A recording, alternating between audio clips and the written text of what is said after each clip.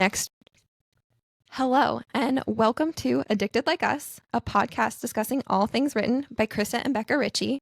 I'm your host, Haley, and today I have Amelia, aka Amelia Ruth Reads, with me to talk about Addicted for Now, Book 3 in the Addicted series.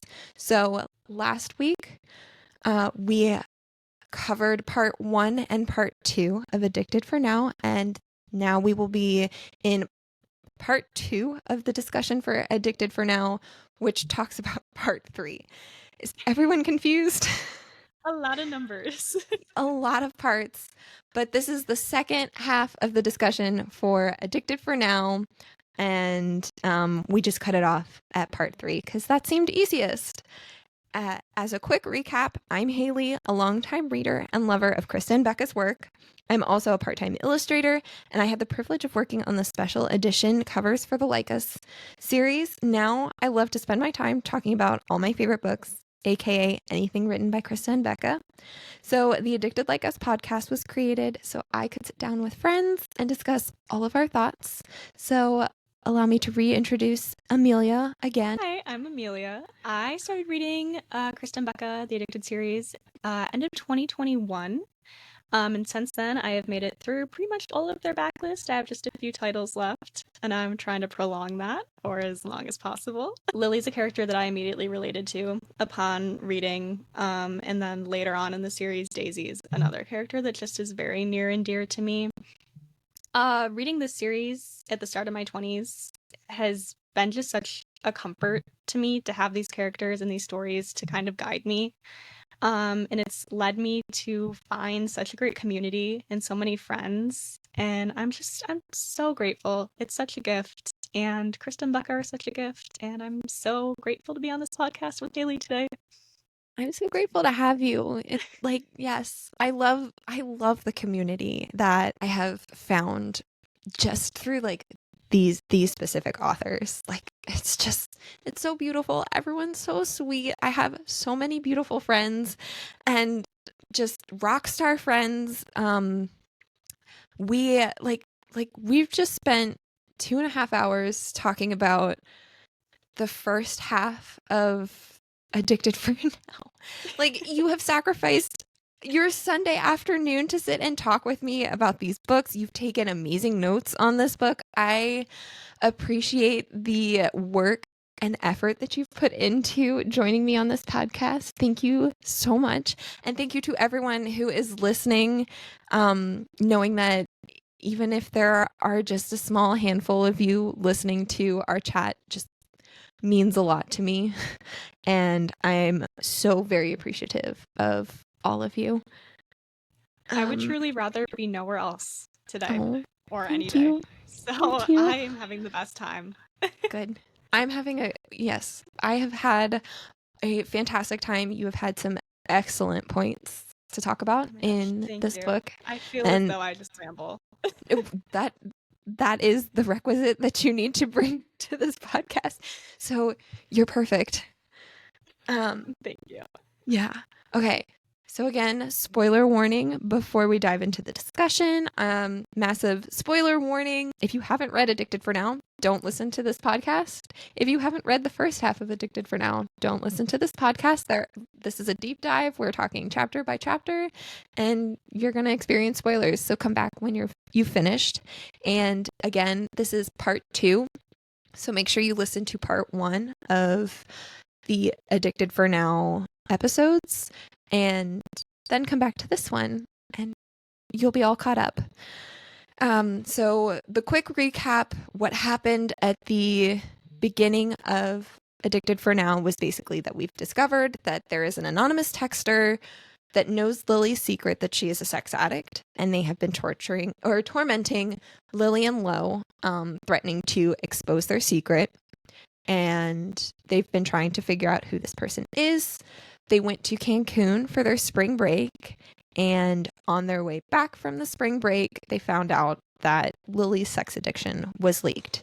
And that was basically where part 2 of Addicted for Now ends. And so now we're going to go into part 3, and we're going to be able to see what the repercussions of her sex addiction being public information is. So let's dive into it. All right. Let me find where we are in our notes. Yeah. Okay, yes.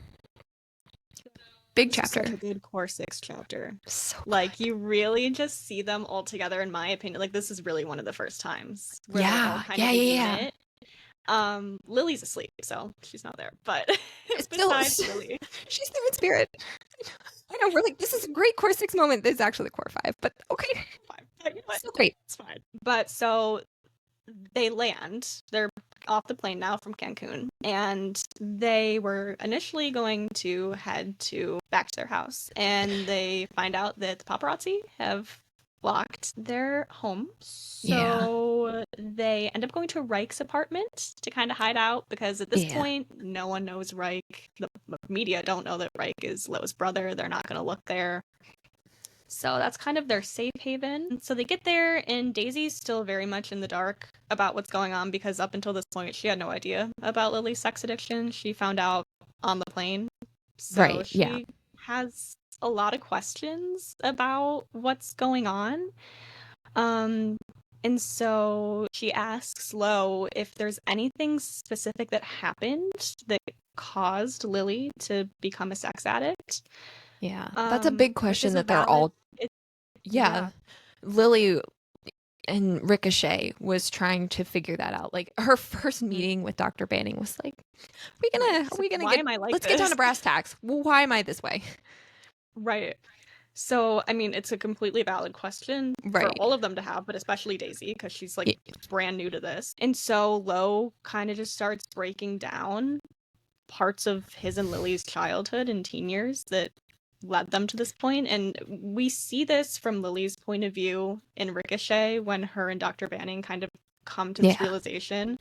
But hearing it from Lo's POV is also really interesting and just equally heartbreaking. Yeah. So it's very emotional for everyone. But specifically, Lo and Rose kind of have this moment in this chapter, because they're talking about how Lily would spend a lot of nights at the Hale house. And Rose is like, what do you mean she slept over every night? Like, there's no way. Like, I would have known that she wasn't here. And he's like, Rose, you weren't home either. You know what I mean? Like, she was in all these extracurriculars. Like, you don't know. And Rose is like, oh my gosh, you're right. Like, I didn't know. Yeah. She has this moment of like, okay, I did not have the full picture of what Lily's childhood was like.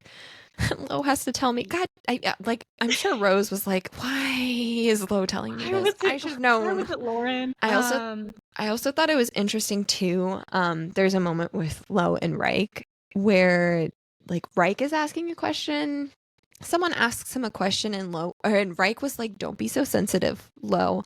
Or like, you're gonna have to get used to people asking you these questions. Don't be so sensitive, Lo. And Lo, like, we see that's a trigger for him, because Jonathan has pretty much been like, he's not a great father, and he has said some cruel things to Lo in the past, and that's one of the things that he's constantly gotten on Lo about, like, don't be so sensitive. Why are you crying? You're a man. You shouldn't be crying. So it's kind of this moment of like, Reich didn't mean for it to be that way.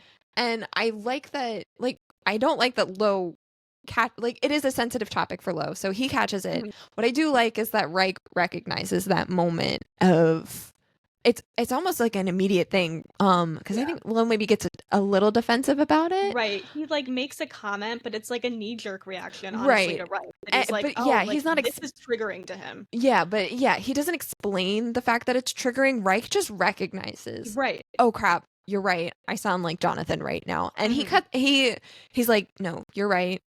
I meant defensive, and I can't remember the other word, but like he rephrases because he recognizes that Lo doesn't like to be accused of being sensitive.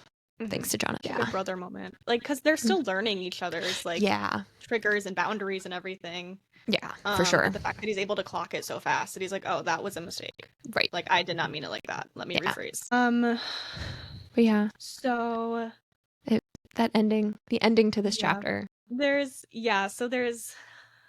at the end, you know, Lo is feeling terrible about himself because he believes that, like, obviously, like, situations, like, he wasn't inviting her necessarily, but, like, it was allowed and he didn't do anything to, like, Yeah. stop it. And so Rose says to him, "It's not your fault. You were a kid.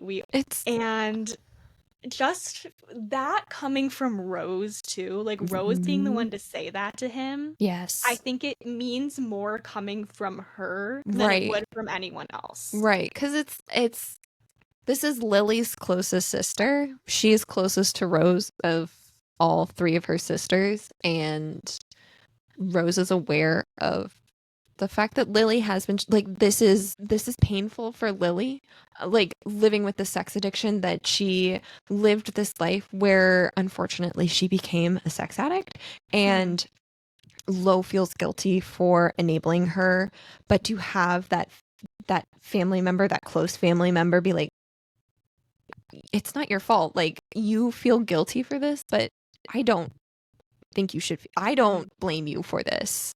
Right. It's definitely a moment. I think it's something that he needed to hear, for sure. Yeah.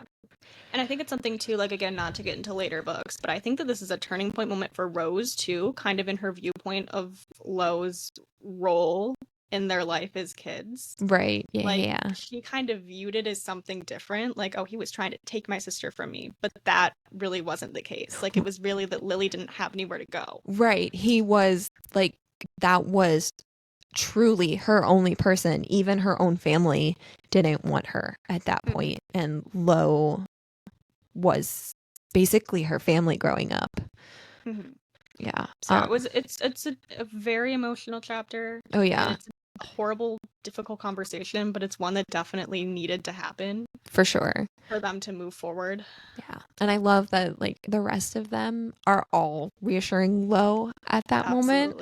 And then it's the end is so funny. Like, they're like, it's not your fault. And like, oh my gosh, I want to find the quote. It's like, Daisy's like, well, you have a terrible dad. Like, it's like, they're all just like kind of being funny towards Oh yeah, him, she brings some levity to the moment. Like, it was so funny. Oh my gosh, give me 2 seconds. Yeah, you're fine. It's so silly. Chapter 39. Yeah, so Rose says the whole thing like, we were kids. And then Reich goes, and you have a shitty fucking father. And Daisy goes, and no mother. And Reich goes, and you were an alcoholic. Like, just one after another. Oh yeah, they're all so good. But then the following that, just like, oh, it gets my heart. He's like, it's like they're my conscience, and yet they're only my friends. For the first time, I have them, and I feel tears filled at the words that I never thought I'd hear. Like, I feel tears build. Like, me too. Tears are building. God. Another part that I cry at every time when I read it. I'm like, oh my God. Yeah, that's what makes this like the ultimate. I'm sorry, Lily, that you're not involved, but like ultimate core 6. Such a core 6 moment. Core 5. Lily's there. She's there in spirit. She's in the apartment. She's just sleeping. Just in core 6. But yeah, it's that moment of, yeah, they're his friends, and like we're starting to see that they are his support system. Like they're his friends. They're gonna become more like family. Maybe he doesn't feel like that at this moment, but I certainly feel like they're family. Oh, 100%. Yeah, so we get that chapter, and then we kind of, it's so uplifting, and then we go right into the next chapter, which is basically that a week has passed, and they've kind of given Lily a pass of, yeah, this is a big moment for you, and we'll give you the week to kind of readjust to what this new normal is. But yeah, she's starting to relapse. She goes on her computer and looks at naughty GIFs on Tumblr. Yeah. And then tries to hide it too. She like tries to delete her history so that nobody else knows, not even Lo. So Lo and Reich were like on a run or something, and they get back, and they. Oh yeah, one sec, real quick. The other thing, when she's on her computer, she's also Googling all of the headlines that are talking about her. But there's one headline that comes up, and it is about Daisy asking if she's going to be a future sex addict. And I feel like a parrot. I am a broken record constantly talking about this, but again, it's a really quick moment, but it's very important that they're already starting to question whether Lily's problem could hereditary. Could affect Daisy, and they start questioning what's going on with Daisy. It's just something I wanted to bring up really fast. Absolutely. Yeah. So Reich and Lo get back, and Lo immediately clocks that she was doing something she's not supposed to do. Right. She's like, how did you know I was clearing my history? And he's like, there's ways to recover that. So she has no more internet privilege. That's revoked. He takes her phone, takes her computer. He's like, you can't go online anymore. Like, you're being compulsive. This isn't healthy. So then they end up turning on the news, and Melissa is on the news, and she's, still upset about Cancun. And Lo's like, what did you do to this? You pissed her off so badly. And she ends up, basically she's lying, because was in Cancun with them, and she's like, oh yeah, like they were having sex, doing all this stuff, when like that wasn't the case. Right. And then she ends up dropping the bomb that Reich and Lo are brothers. Yeah. And up until this point, that was something the media didn't know. Right. So this is now it's public knowledge. Lo has an older half brother, and basically is solidifying that Sarah Hale is not Lo's mom. That Sarah Hale is Reich's mom. But one of the things that I fucking hate about what Melissa says is, and I was thinking about it, and like, maybe it wouldn't have been her, like, because at a certain point in the series, we start to see that the media is constantly speculating about these characters. It won't ever stop. But she is the first one, so I'm pointing blame at her. I know what you're gonna say. Okay, I forgot about that. But basically, she reveals that Reich is Lo's half brother, and that Lily is sleeping with Reich and Lo. And she's the first person to insinuate that. And the repercussions that this one rumor spreads, like, not just through this series, but like into the next series, and it causes so many problems in that series, and I'm so mad at her for it. No, and the fact that it's her that says it, like, again, like, rereading it, I didn't even realize that was something that was brought up in this book. Yeah. When I've said this before, that I used to reread the later books, and so until I actually started rereading the series all in one go, I forgot some of the details, and I did forget that it was very early on that this rumor that Lily is with Reich and Lo is something, like, is a rumor that the media has held on to, and it's only mentioned once in this book, but it never goes away. It multiplies. And it makes me so upset to know that, like, I blame Melissa. She was the one that put it out there, and I fucking hate her for it.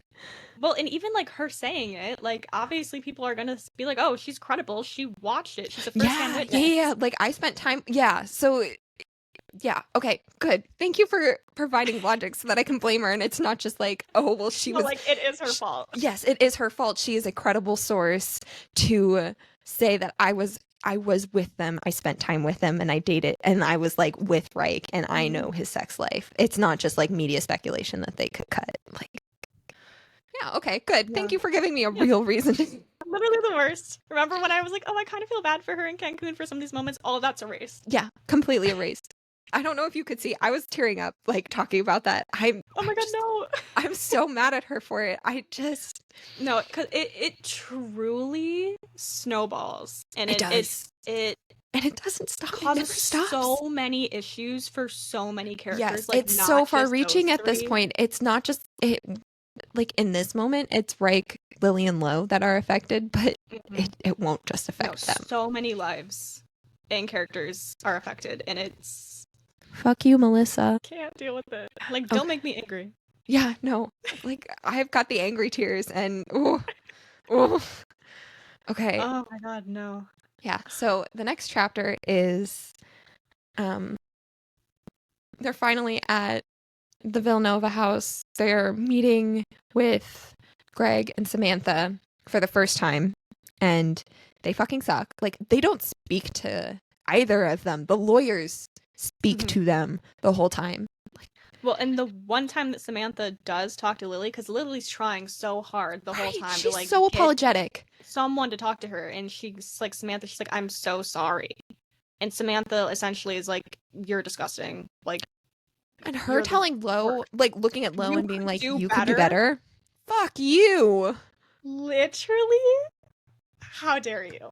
I know. Oh my god. I That's was her mother. hardcore. Like that. Oh my god. Like, literally, no. No redemption arc will ever. No, she will never No, be like, redeemed. I don't care. Mm-mm. She God. is my number one KBR villain. She's like a parasite too. She Like, she is. just doesn't go away. Yeah, God. Never goes away. Yeah, so basically, I don't know. It sucks too because they talk a little bit about what it is that the lawyers are talking with her about, and it's like all of the claims that these guys are coming in with, and they're trying to sort through who's telling the truth and who's telling a lie. And there's mention of like sex tapes, which is kind of scary. This is like she says nothing. She says none of them are actually real, but like she can't say with 100% certainty because they're some of them are grainy and blurry and she just can't tell. But yeah, that's something that will be revisited, is like this idea of Lily Calloway sex tapes out there. Is that's the first mention of it, and it's like, oh my god, the fact that she couldn't say with certainty that wasn't her, it just gives me a little bit of anxiety. It's so scary. But yeah, so then they have the moment with Samantha, which we don't like, and then Jonathan is being, I don't want to say parent of the year, but he's being like 10,000 times better than Greg and Samantha. And like the fact that in this moment Jonathan is our savior and like the person that has any sort of clarity and like being like, this is ridiculous, right, it says a lot yeah. about the situation. Because the fact that we're like, oh, thank God Jonathan's providing some common sense is a crazy thing to say. Oh yeah. So they go to Jonathan's house. He like lays down the rules, which is basically that Lily's trust fund is revoked. They have to do like a press speech, like a press junket, and like admit to the fact that she is a sex addict. I think Lo also has to do one and claim that they were in an open relationship, but they've now decided to commit to being in a monogamous relationship. And then the big thing was that they're now engaged and they have to get married in a year. Congratulations, here's the ring. Right. Jonathan's the one that hands over the ring, by the way. Yeah, he literally is like, congratulations, you're married. Like, there you go. Literally the worst. Oh my god, like, poor, and Lo is just sitting here like, I mean, yeah, I wanted to marry her, but like, have my dad, what just happened? God, it's awful. And like, I think, no, I can't remember if it was in that chapter. No, it's in the next chapter, but you still have some notes about like, well, I just the quote from the end, Lily at the end of that chapter. She goes, maybe we're just not meant to have a happy ending. Maybe we don't deserve it. Lies. Literally lies. But like, what if I cried? Oh my god. Just like, it's like 2 steps forward, 3 steps back. Like, they're like, have a happy moment. Like, we were having a good time. Right. And ripped away. It's all just being torn apart in ways that we didn't expect. Like, our expectation was that Greg and Samantha would send her to rehab. And now, that's the other thing that was mentioned, was Lily is not going to go back to Dr. Banning. Greg and Samantha have picked a therapist for her, and she has to go to that therapist instead. But like, all of these things that they're doing, that wasn't on my mind, but great, fantastic. Now we've got that, and I'm so upset by everything that's happening. And they feel so defeated by all of this. Which, like, understandably, like, it's all these things happening that are just so outside of their control. Yeah. So then it goes into the next chapter, and Lo, like, Lily doesn't have her trust fund anymore. Lo has lost his trust fund, so it's like... Yeah, I don't know if we said that, but basically the stipulation is she only gets the trust fund back after they get married. So that's why Lo was after like, they well, why complete can't we the just have a entire shotgun list. wedding? Right. Like, we can just get married now. Like, let's get it over with. Yeah, and the stipulation is it has to be a year. Yeah, that was what I wanted to talk about, but was in the next chapter, was like, Lo is trying so hard. He's like, I would have married you. I would marry you in 2 weeks. And they're like, no, we have full control over this whole entire thing. And you don't even get a say of when you get to be married. It's happening next year. End of story. I hate this. But yeah, so Lo asks Jonathan, like, what do I need to do to get my trust fund back? And he's worried that Jonathan's going to tell him that he needs to go back to college, which scares him because he, like, at this point, Lo doesn't want to be that older kid in college, and also just being around a bunch of young college kids that are drinking. Like, that's just not the environment that is healthy for him to be in. But no, Jonathan, that's not Jonathan's stipulation. Lo just has to come up with a company. Like, I think Jonathan tells him, you need to be a man, and Lo is like, well, I'm a man. He's like, I wasn't under the impression I wasn't. Like, but no, Jonathan's definition of being a man is owning a business. So he has to own a legitimate business, and Jonathan will back him, and then Lo can have his trust. So then the next chapter, we learn a little bit about what poor Rose has been dealing with. Her fashion company, Callaway Couture, was dropped by a couple of department stores, and she's suffering. Like, all of the companies were suffering. Lowe's family's company, Haleco, the baby product company, obviously not great to be connected to a sex addict. And then Fizzle, Lily's family's company, the soda company, they're taking some hits. But they are like well-established Fortune 500 companies, and poor Rose and Callaway Couture, very teeny tiny, not like, just could not handle this media blowback, and she's kind of suffering. Well, because even in Addicted to You, like, she was having issues, like, companies were dropping her. So already, like, wasn't in great standing. And this was kind of just the nail in the coffin. Right. Unfortunately. And she's trying to keep it afloat, too. But it also means that Rose isn't, like, totally around to reassure Lily that she's okay, which kind of sucks, because then poor Lily's over here just in her head of like, does my sister hate me? And she only gets the comfort of a text being like, no, I don't blame you, but like, I need to work. And then at the end of that chapter, so it's also mentioned in this chapter that Lily is struggling with her compulsions, and she and Lo have sex one night, and even after, I think that it was like an hour of sex, she still wanted it, and Lo was telling her no, and she's like, I whined and I cried for sex. And that's just, oh God, that's so low. Like, crying for sex, like, no, that's not gonna happen. So Lo has been kind of hesitant and a little more cautious around her, because she's clearly not in a good headspace, and she doesn't have Dr. Banning, which sucks.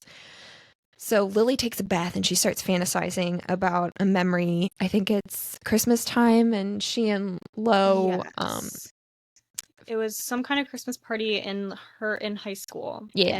Lo was gonna spend the night in her room. And basically she was feeling very compulsive, and she gave into her compulsions, and he was there. She let him watch, and that was a big step, because kind of her mindset through the entirety of their fake relationship was like, well, like, if he's not actually like doing, like, having sex with me, then it's fine. Right. Yeah. like then that's okay. But like he can like if he watches, like that's doesn't count. Right. Yeah. So that was kind of like how they got around it. Like that was kind of her gray area, and that was Yeah. an instance where they gave into that. Which is kind of talked about in Ricochet too. Like there was that moment where they had outer course instead of intercourse. And Lo was like, you can make your definition of sex. And she was like, my definition is not outer course. Like outer course counts. But having sex, like watching each other do it doesn't count. Yeah, so okay. that doesn't count. So that was what she was recalling. Right. And then this leads into the next chapter of Lo, Reich, and Connor are coming home. And Lily is up in the bathroom. And they're like, why is she up taking a bath right now? It's like, you just took a shower before we left. Like, what is going on? Yeah. Because they're getting her because she has to go take her stats with an S. Yes, stats with an S exam. Exam, her final. Yes. And yeah, so she's caught. Lo catches her in the bathtub masturbating. And I love it because it's this, I love the moment with the guys where they all come up.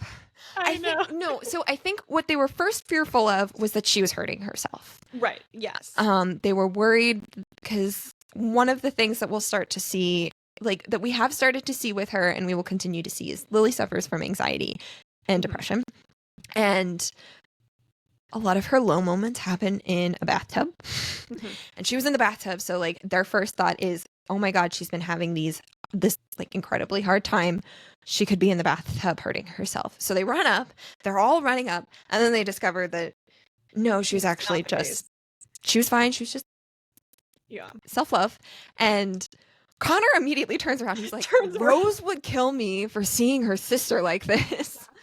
And Reich's sitting there like, yeah, no, I'm gonna make sure. But then Lo looks at Connor, he goes, turn around. Yeah.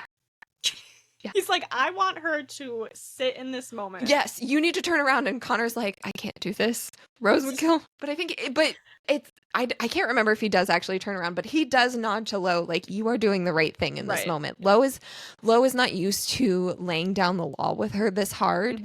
And I think it's a good moment of Connor being like, Connor is this reassuring figure that's like, no, you are. This is the right thing that you need to be doing right now. Right. And Lo values his opinion so much. Like they do see them as like these God level individuals. Right. And he's like, okay, like if Connor's saying this is okay, then I'm doing okay. Yeah. And so then Lo declares that they are in a fight. It's a big deal. It is a big deal. And like Lily freaks out, like, oh my God, we're fighting right now. And he says, I realize that the fear of losing me, of losing us, is what really motivates her. And then he's like, he's forcing himself not to smile. He's like figured her out. And you can kind of tell I feel like you can kind of tell that it's serious, but it's not like that serious. Like breaking up is absolutely not on the table. They're just, they're fighting and they're in a disagreement, but they'll still continue to be together. And he's like, well, yeah, duh. But Lily's over here like, oh my God, no, I like throw away my porn, throw away my my toys, throw away all of it. I don't want it, because she doesn't want to be in this fight with Lo. What was so over here like, because like one of the toys he was throwing away was like something he gave her for like her birthday, and she's like, that's really valuable. She's like, oh, he's like, no, Lily, everything's going. Yeah, everything has to go. We can't just keep the ones that you have emotional attachments to. Like, I will get you something else. Yes, truly. Not this. No.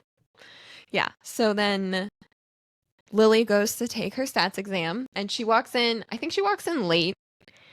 Yeah, they're after that whole ordeal. Yeah, they're a little late. Yeah. Oh, is that what happens? Yeah, so that was, they were trying to leave and they were running late, and she was in the bath. Yeah. Yes, that's right. Okay. No, I was thinking there's another part of that chapter and I couldn't remember the order, but no, she goes into the exam first. And everyone recognizes her. Again, one of my favorite moments is like, go back to Penn, and someone's like, better yet, go to Yale, and Lily's like, do people from Princeton hate Yale, and we will eventually meet a Yale grad, and I just want to know if Lily ever questioned him about, like, do Yale people hate Had to have. Princeton? There's no way she didn't. But I think about that every time they say it. I know. She probably questioned all of them. Probably. It's like, I need a Yeah, poll, like, a I went to group opinion. Princeton and you went to Yale. Do you hate me? Because she questions it later with Lo of, like, I learned that people from Princeton hate Yale. So she definitely remembered that moment later. She 100% did. She's like, okay, perfect. Oh, yeah. But so she causes this ruckus in her exam, and the professor basically hands her all of her tests for school and is like, you need to take these from home because you're a disruption to the class. And so she leaves, and then she runs into this guy in the hallway, which... Yeah, so she runs into this guy, and he tries to assault her. Yeah. And luckily, Lo is there, and he fights him off for her. This is such an important moment, right, for a couple of reasons. Lo's words and actions in this moment are very much so words and actions that mirror Jonathan's words and actions. Yeah. And again, we've talked about this, but that's just his worst nightmare, worst case scenario. Like, he does not want to be like his father. Right. And Lily knows that. And so anytime, like, similarities pop up, it's kind of clocked and mentioned. And the other reason is this is kind of, in a way, like, his redemption for the fact that he wasn't there for her back in Addicted to You. This is like that mirror moment. During that scene when they were at the bar and she was assaulted in the bathroom. Yeah. And so this time he's sober, he's cognizant, he's there, and he's able to really be there for her in a moment where she really needed him. Yeah. And I'm thinking about it, like, so you were saying that his words and actions in that moment definitely mirror Jonathan. And there's one in particular that I'm thinking of, but it's interesting because Lily's grateful for it. So basically what this guy did was he assaulted her and grabbed her hand and put it on his crotch. And she feels like she doesn't like that because at this point, she's not touched anybody else besides Lo like that. And it makes, like, that feels so shitty. But then when Lo does it, like, when he stops this guy, he also puts his hand on the guy's crotch too and threatens him. But, like, Lily's like, oh, okay, so it's kind of okay because Lo did it too. I feel better because we both did it. Yes. No, that's such a good point. But so I'm like, it's that I could see that being a move that Jonathan would take, and it sucks that he's, like, mirroring him in that moment, but I do like that Lily found a little comfort in it. Yeah. So then and then you had your other note about so the chapter ends and Lily's kind of just questioning. She's like, is this gonna be my life now? Like, are people gonna keep coming up to me and, like, assuming that they can touch me because of the sex addiction, because that's obviously, like, wrong and assault and terrible. Right. Like, at this point it's firmly established that she's a sex addict, but she's a monogamous sex addict, and she just struggles with her compulsions with Lo.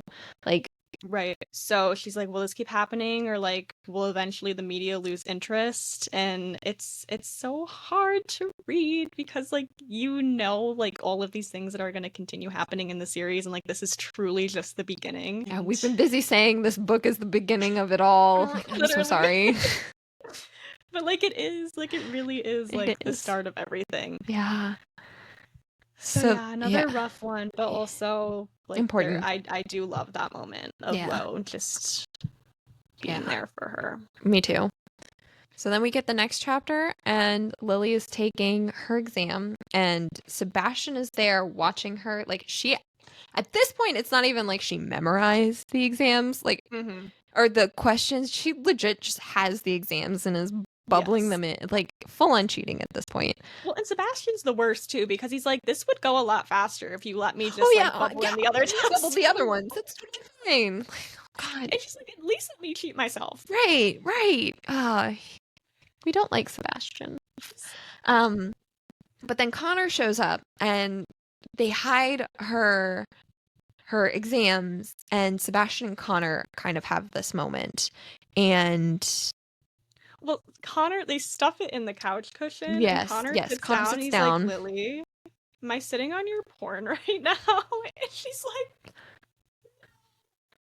right. It's this moment of Lily realizing that she could blame it on her porn, but also she's been working, like, she's had some low moments and she's been working really hard to do better. And one, this could get back to low about what she's doing, and she doesn't want to worsen their fight. And I think she would also like Connor to recognize that, like, she's willing to put in the effort and not be looking at porn, like backsliding. So she does just openly admit, like, yeah, those are my tests. I've been cheating. Like, look at them. She could say it's porn and he probably wouldn't look, but she's like, no. Yeah. And so he pulls it out and he discovers that she has the old exams. She's been cheating. And Connor confronts Sebastian about this. And oh God, this is like one of my Cabal Away Roman Empires. Yeah, just I think about this chapter all the time. It's so good. But Connor being like, Sebastian is fully under this impression that Rose hated Connor, and he doesn't know what the hell Connor did or said to her to convince her to not hate him. And Connor's over here like, she liked me. She bitched to you because she was attracted to me, a guy that riled her more than placated her, and that pissed her off. And it's like, that's Yes, peak Cabal right. Away right there. But yeah, Connor knows her so well, and Sebastian clearly just doesn't.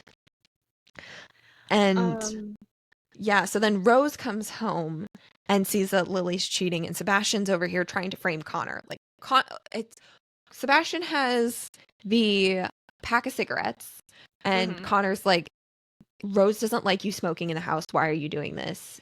And he catches the fact that Sebastian's helping Lily cheat. And then Rose comes in and she sees the cigarettes and she sees the test, and Sebastian's trying to pawn it off all on Connor. And oh, yeah. Yeah, well, Connor's like, first of all, you've never smelled smoke on me before. Right. You've known me for smell years. it on him all the time. So let's really think this through. Right. But gosh, it's this moment where Rose is kind of just spiraling. She's under so much stress from her company. So one of the things that Connor has mentioned with Sebastian is the fact that Sebastian's also going to Rose and kind of talking her out of really trying to keep Callaway Couture afloat.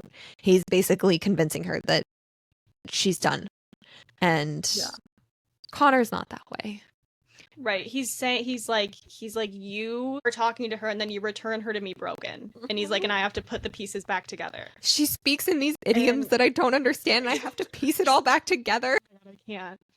So Rose gets there, and there's just so many good quotes. Oh, so many good quotes from Connor and Rose. But he's basically trying to be like, look at the facts. Right? And so he says, don't doubt yourself, not for this guy, not for anyone. So good. And he uplifts her so much. He just gets her, and he just understands her on such a base level of like what she needs, and he just respects her. And, he doesn't try and like push his beliefs and narratives. Like he's like, she's strong enough to take care of herself. Right. I'm gonna give her the tools and support to let no. There's also like a moment where Sebastian talks a little bit about like Connor's past, and that he like dated some girl just to try and get a recommendation letter or something like that. Like he's done some manipulative things in the past, and it's this thing of Connor not denying the fact that he is a manipulator, but he does deny the fact that he's he's never manipulated Rose. Which is because Rose even calls him out on it. She's like, so did you ask my father for a recommendation letter for like graduate school? Yeah. And he doesn't say anything. So she's like, okay, so you're not denying it. Right. But he is his truest self with her. Like, he does not change any part of him to try and like, he just wants to be with Rose genuinely. Absolutely. And so he's not manipulating her, but yeah.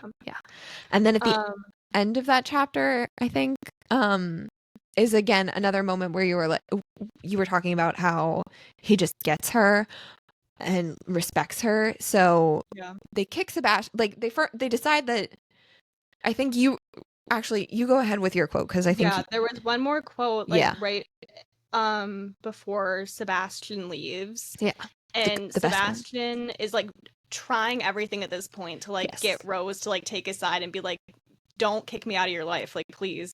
And he goes, Rose, I've known you longer. And Rose looks at him, and in reference to Connor, she goes, he knows me better. So true.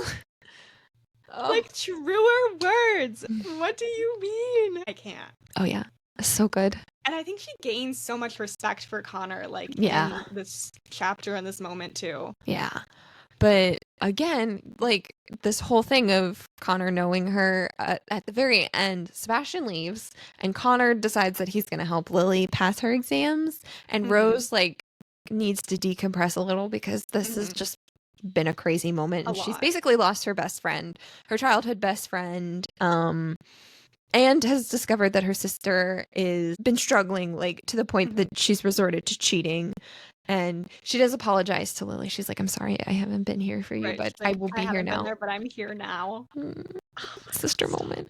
But then Lily was like, Connor, do you need to go talk to Rose? Like, you can go talk to her while I'm working. And he's like, no, I need to be here with you. And it's like, oh God, he knows, like, Rose needs her moment to decompress. And what she would actually really like is for Connor to help her most important, like one of her most important family members pass her exam, please. And he's like, yeah, I'll take care of that. I will do that for you. One of my other favorite parts about this chapter is that Reich and Daisy walk in the middle of this. Oh, yeah. And it's the first 150 miles per hour reference as well. Oh, yes. So that was something that we didn't get to bring up in the first part of the podcast, but it happened on the plane ride back from Cancun before her sex addiction is leaked. They're playing poker, and Daisy bets this, I think it's a Ducati that she's got. Yeah. She puts that up in the pot and she wins. So, but like Reich is really disappointed that he doesn't get the bike, and they come to this agreement that he's going to teach her how to ride the motorcycle. So that's what they were coming back from doing. She also wins his ring from him, like his family ring, and that is something that is important later on as well. Yes, so just planting that seed. But yeah, so the 150 miles per hour reference. Oh yeah, I was giggling, kicking my feet. And in the middle of all of this, Daisy's like, well, I can make brownies. Like, let's make brownies. Oh yeah. And I'm like, yes, this is so crazy. Like, it's so just walking in. Oh yeah. It's also a moment of Rose comes in and she turns, like, before she figures everything out and Sebastian is accusing Connor, she turns to Reich and Daisy to be like, can you confirm? And Lily notes that, like, Reich doesn't really like Connor, and he's not going to be the one to defend Connor in this moment. Yeah, absolutely. So we start to and they're both like, we just got here. Yeah.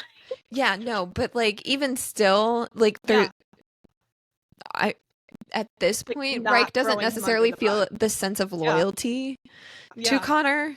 He's not going to defend him. Yeah. But yeah, so into the next chapter of Lily goes to find Lo, because he's been absent during all of this. And yes, so Lily goes and finds Lo, and basically she's like, do you want to break up with me? And he's like, don't ever ask me that again. Never. He's like, no. And so they, talk things out, and she's like, I'm really sorry that I let you down. And then she remedies that, and she's like, actually, oh my gosh, where is it? She goes, I'm sorry I let myself down. And then they're able to reconcile after that.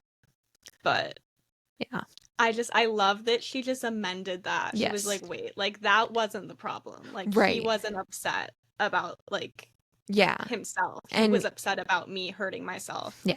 And like continuing down this road, and like he's like, you're right. Like I should have done better for myself. Yeah, because I can't remember what chapter it was in where Lo kind of tells her, like, I'm putting in the work here. I have not been drinking. I've been taking my antabuse. I am doing the work to stay sober. You need to hold up your end of the deal too. And that had been a moment of her not holding up her end and recognizing that, yeah, I needed to do better. That was, I loved that moment. Yeah. I was like, so proud of her. I'm like, yes. And then basically Lily finishes her exam, and then they celebrate the fact that they've worked through some of their harder moments, like dealing with Sebastian and getting her exam done, and then they have sex. And it's also mentioned that like Lo is trying to have sex with her because she will be visiting her new sex therapist, and they don't know if Oliver is going to be trying to Dr. Oliver is her new sex therapist. They don't know if he will be trying to enforce her being celibate. Because, like, at this point, they are aware that there are sex therapists out there that just didn't fit what Lily's recovery should look like, because Rose had kind of vetted them in Ricochet. So they're aware that they just don't know what he's like. So they're trying to get in all the sex they can before going to see it. So next chapter, it's a month later, and Lily and Lo are at Lily's new sex therapist, and he is the worst. Yep. Another villain. Add another KBR villain to the list. To the roster. Long list. However, at even this though point. it's a long list. Like, all of the adult figures that Krista and Becca write, I'm like, oh god. Truly. Like, you don't think it can get worse. Well, and I'm sitting here thinking of all of the villains that I have in my head just from up to Addicted for Now, and it's kind of a long list. Oh, 100%. And it's like, oh, yep, we're just gonna keep adding some names. Okay, cool. Oliver, amazing. I hate you. I hate all of you. Yeah. So yeah, he's the worst.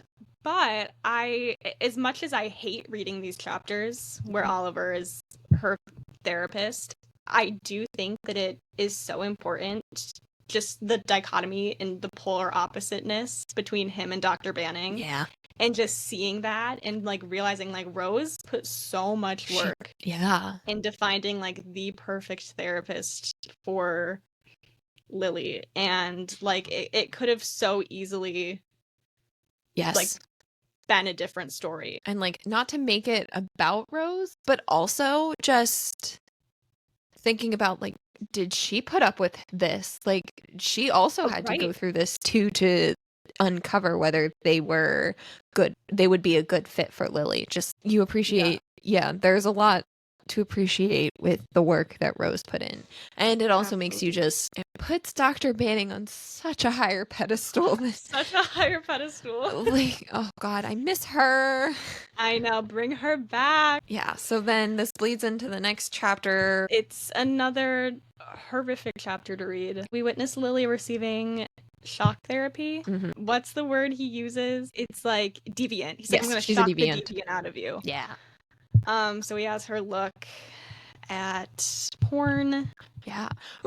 Which was, I mean, it's not funny, but also he hands her a guy. Lo calls it a guy mag, which is basically like it's filled with women. Right. Lily is not attracted to women, so like it's not gonna do anything. And she's so funny. She's like, none of these are working. Yeah. And then he like has her pull up Tumblr or something. Right. Which is like a whole other thing, because at this point, like, she still doesn't have access to the internet at all. Like, Lo cut her off, and so like it's a hot mess. It is. It's awful. And Lo sitting through that and having to watch it. Like, I appreciate him at the very least for recognizing that he needs to be there. Like, I think Oliver wants him to leave too. He definitely threatens to kick him out, and Lo is just like, yeah, no, I'm not leaving you alone with her. Yeah.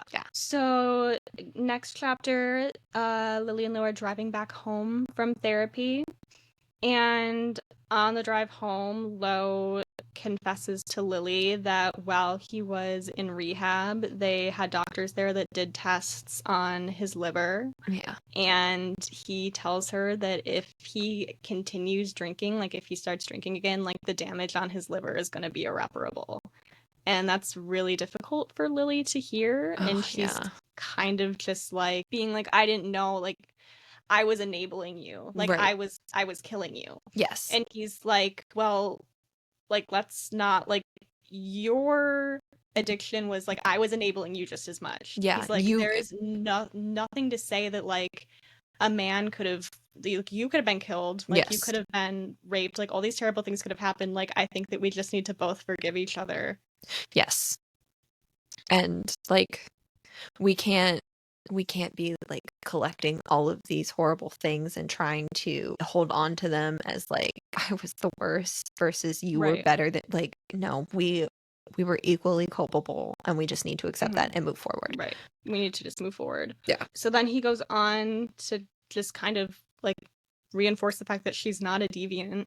Yes. You know, no, for being she's not aroused by these pictures. Is like any like normal human would be aroused by these. Like, it's so interesting to think about because like what we've been talking is that Lily is not, it's not the fact that she has sex, because sex is a normal part of the human experience, like being a person, but it's her compulsions and when she can't stop, and just seeing this backwards kind of thought process and practice that Dr.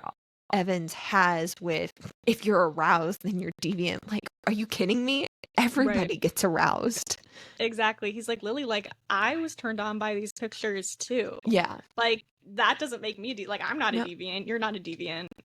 Like we have to work on your compulsiveness. Yes. Like not like that's where our problem is. And then there's also a moment at the end of that chapter too, which hurts my heart, which is that Lily's sitting there kind of checking off. She's like, all right, well, we both did our press junkets.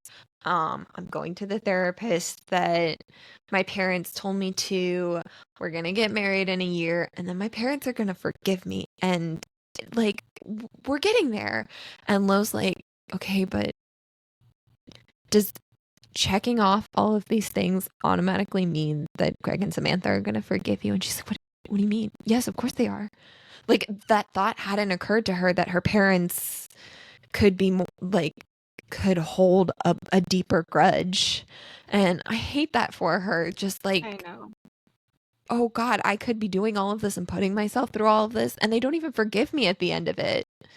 Which, I mean, at this point, they should just be apologizing to her anyway. Absolutely. But the fact that she feels like, yeah, not the point, but yeah, that was sad. And then there's like a quote at the end of the chapter. She's like being like, he's looking out at a future that's darker than I like could have anticipated. Right. Yeah. And it's like, oh my God. It's so hard. I'll be completely honest though, Lily. I think your future would be a lot brighter without Samantha in it. I'm sorry. That's my hot take. I know she's your mom, but oh my God, I hate it. Yeah, it might be better off without her. Yeah. Okay, so then the next chapter is, we're starting to see this like influx of their fame, and now they're getting fan mail. I don't really want to call them fans because they're awful. Like, she's literally getting, I think, notes from prison, and just no. It's absolutely not a headspace that Lily should be in. So I think they say that it's like a bonding moment for Lo and Rose, that they spend their mornings sorting through this mail for her. It's so funny. It's like, it's funny and it's not funny, but yeah. Right. It's like, if this is what we have to do to bond. Right. Like, literally, like, the bars in hell. Yeah, but I think you had the note about the lilies. Like, someone sends her a bouquet of lilies. So Lo and Rose are sorting through the mail, and Lily ends up walking in and sees that someone sent her a bouquet of lilies. Mm-hmm. And she kind of like starts disassociating, and Lo's like, what's wrong? and she goes, "I don't want lilies at the wedding." And it's so heartbreaking, and it's heartbreaking for so many reasons, but it brings the attention to the fact that she's never referred to the wedding as her wedding or our wedding in the for Lily and Lo. It's just the or it. And it really isn't, because the whole thing has been manipulated by their parents, so something that should be exciting. It's literally just this task on her checklist that she needs to do, but it's absolutely not something that she takes like any ownership or pride or like responsibility for. It sucks, because it's like they should be excited and it should have been on their terms. It should have been. And then I can't remember where Lily's going, maybe to get donuts or something. I don't remember, but we get the first mention of, is she going to Superheroes and Scones? I don't think so. Not yet. But okay. Sorry, got it. No, you're fine. But she's going somewhere, and we hear the first mention of Garth, who, after Lily was assaulted, it's kind of decided that if Lo can't be there, it's possible that Lo may not be there to protect her all the time.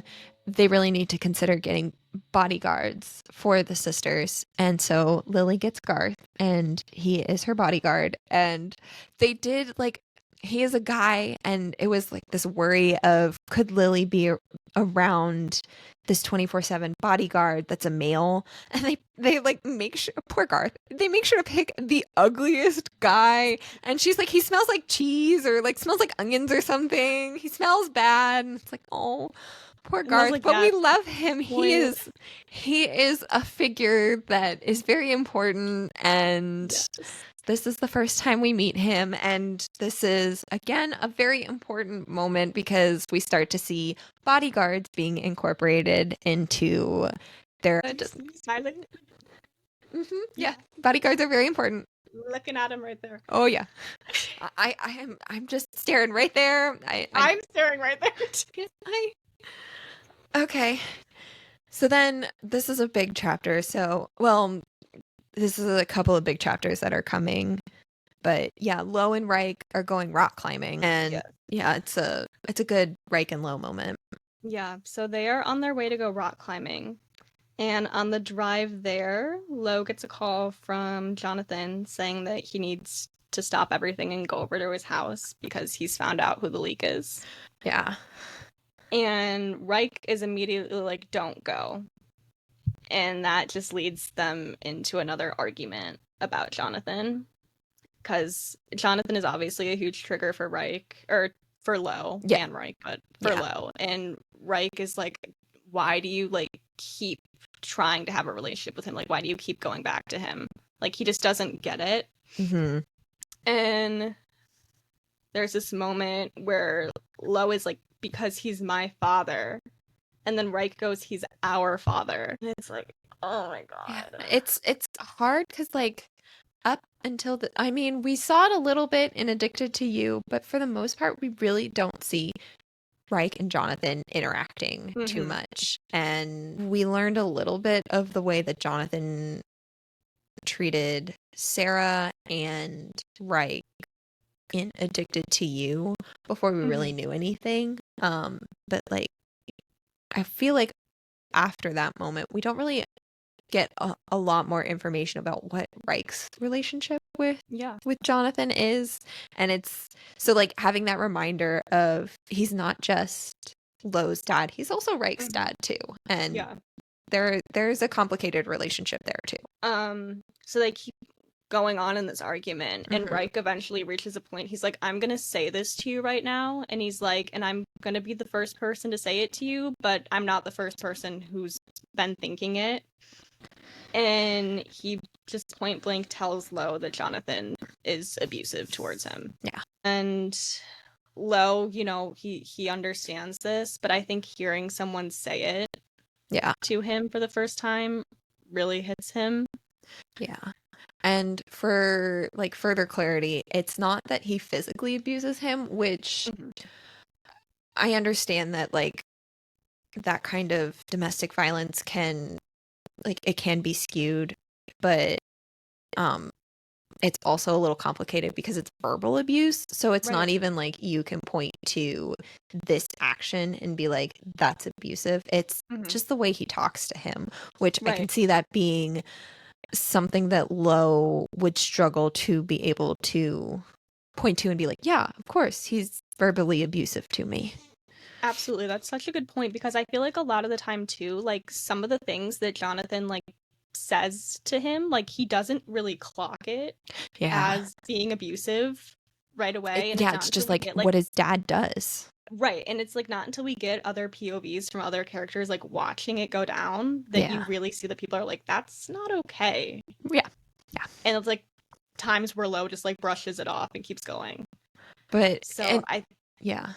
It's yeah. also interesting too because again, we've seen different moments with Jonathan, and I can empathize or sympathize with Lo of why he would struggle to feel this way, because we're also struggling with, well, Jonathan said some truly awful shit, but he's also like, he's the one that's actually speaking to Lily and Lo through all of these challenges. And in Ricochet, when Lily was being tormented by Aaron, Jonathan was the one that like actually came and defended Lily against him. It's like, and I can see how Lo living his life where Jonathan does these like says these shitty things but also has these actions that aren't necessarily that shitty.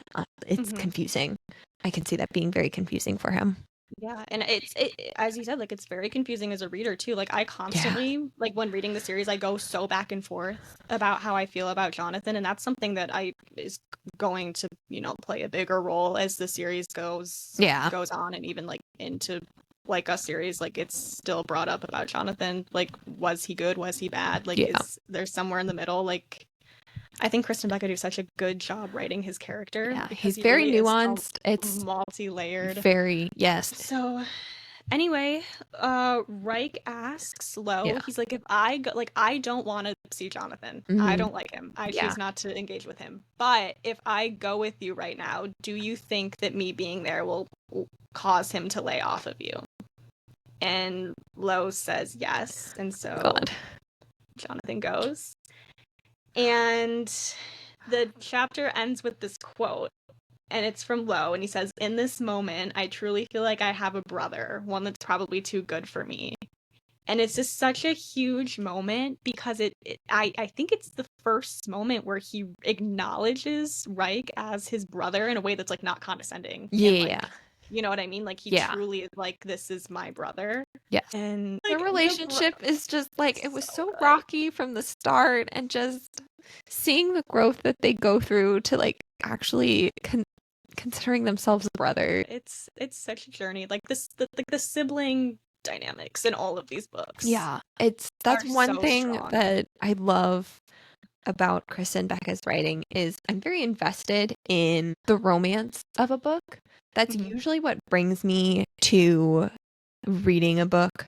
And for the most part, I'd say like interactions between the two love interests is what brings out the most emotion in me. But then when I read Krista and Becca's books and we get all of these platonic relationships, they bring out like an equal amount of emotion in me, and I love them just as much as the romantic love that's in these books. And like that's why I think that's why I love these books so much. It's like it's so well-rounded with all different types of love.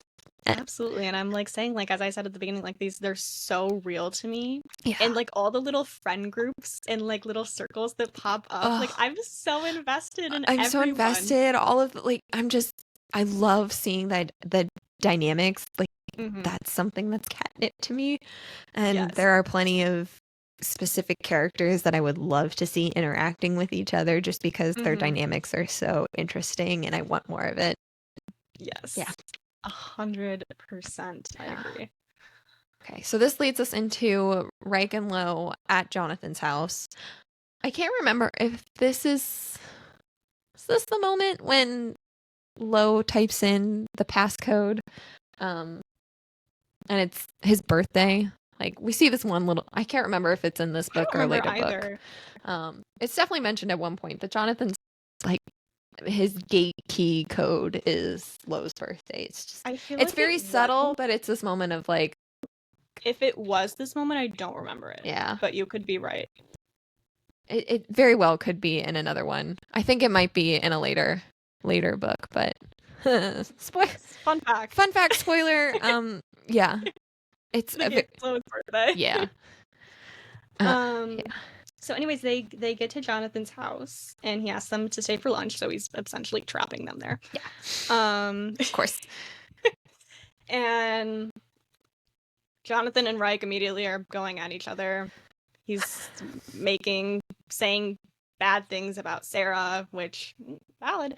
But he's like, "Oh, are you just like your mom, spending all my money?" Like stuff like this. And so Jonathan decides to drop the bomb that when Reich was 15, and this was at the time like he had just found out that he had a brother and his brother was Lo. Yeah.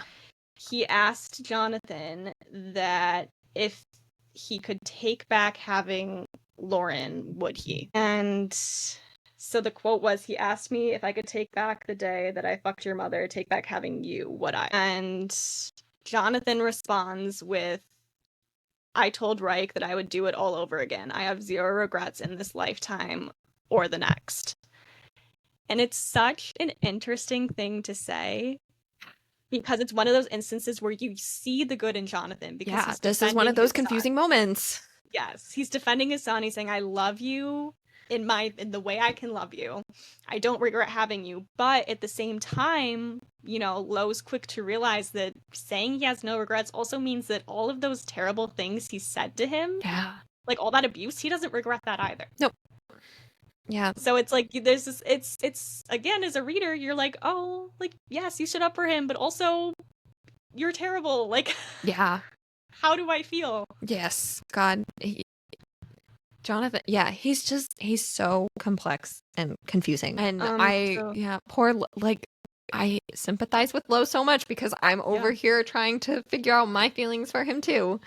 I can't imagine what it must be like trying to figure out your feelings for your dad.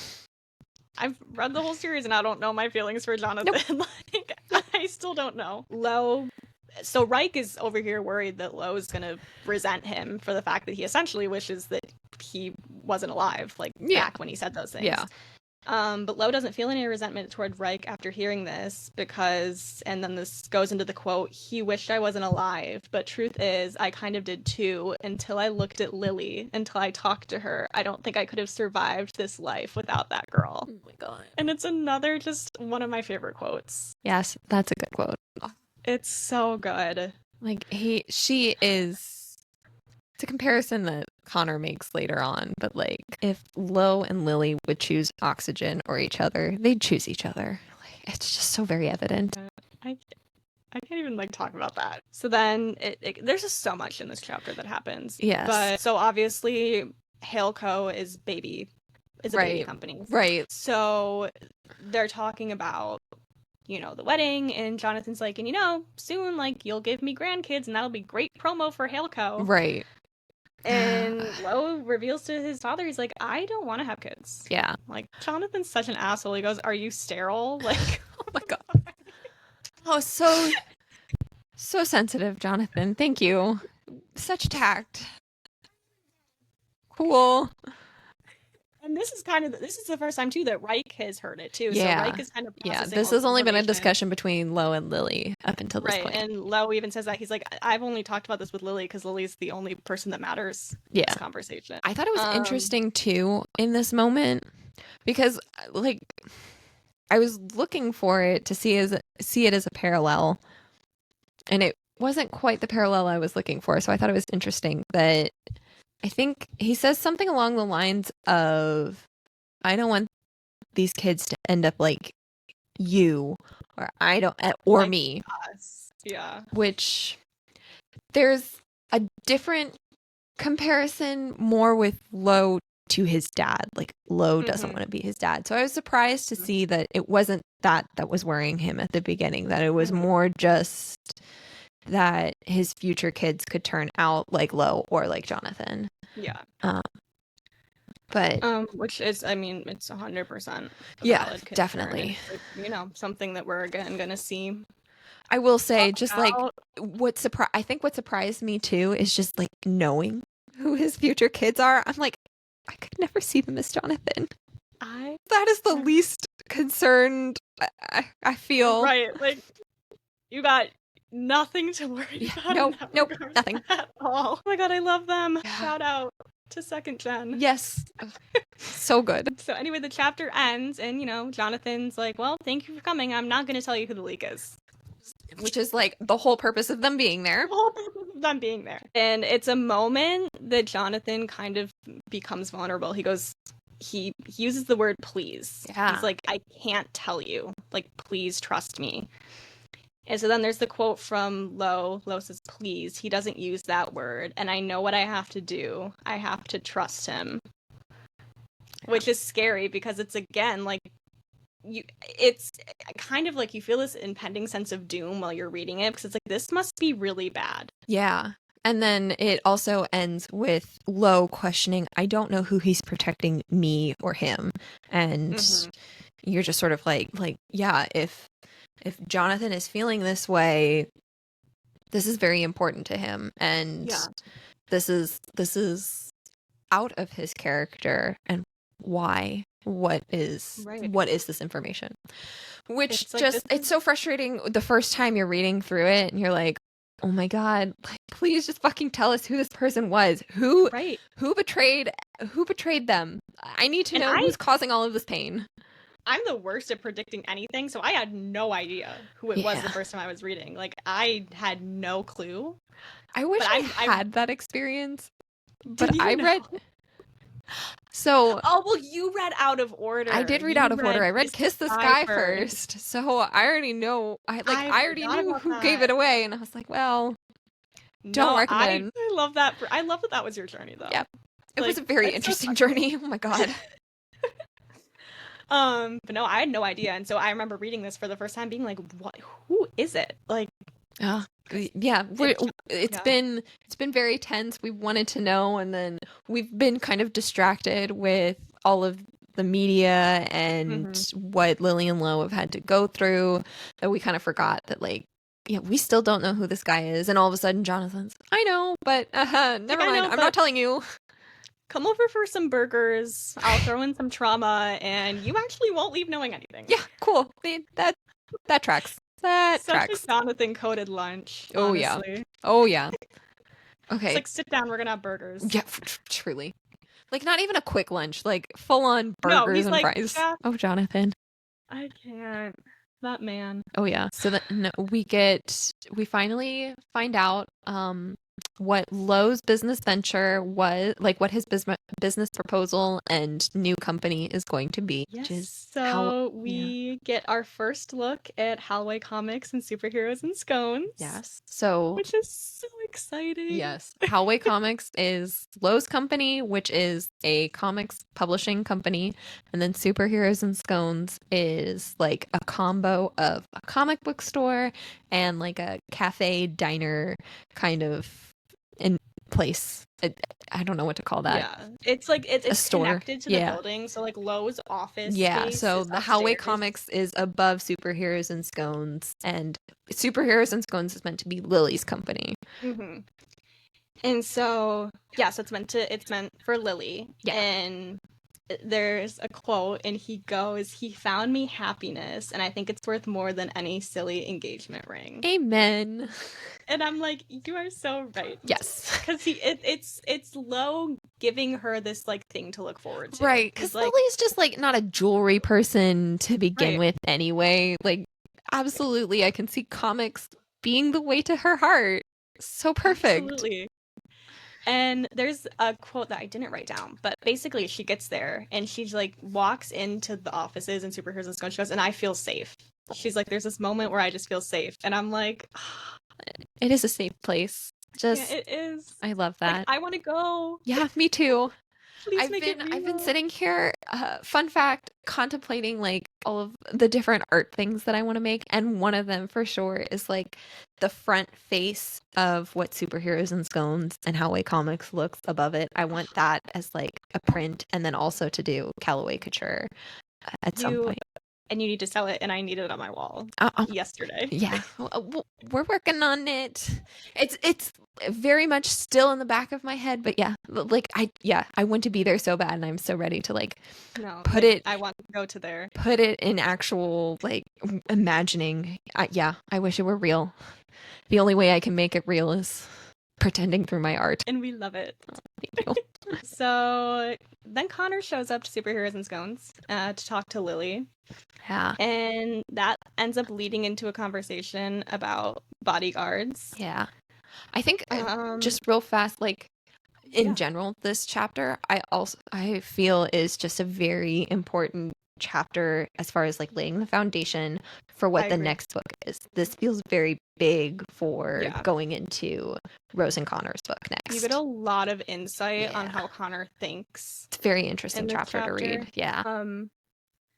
So I started talking about bodyguards, and that kind of segues in. So Lily's the only one with a bodyguard right now. Yeah. And she is wishing that she were more like Rose when it comes to her confidence, because Rose is able to walk around without a bodyguard. Like, how come Lily isn't brave enough and confident enough to walk around without a bodyguard? Oh, Lily.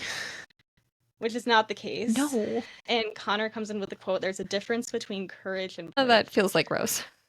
Is such a good one. And so Connor explains that while he wishes that Rose would have a bodyguard, that's not something that he can force on her, because he wants her to be able to maintain her confidence. Yeah. And him questioning her ability to take care of herself, it would do more damage than good for her. Oh my God. He's just like, he knows her, and just like the depth at which he knows her down to this level. Like, oh my God. Mm-hmm. It's true. It's their soulmates. Yes. Krista and Becca just write soulmates. Like, I'll say that about every single couple. Like, they are soulmates. 100%. I feel like I should emphasize this because it was a whole thing with. It'll come back when I eventually talk about the book. But there was one book where everyone was questioning who.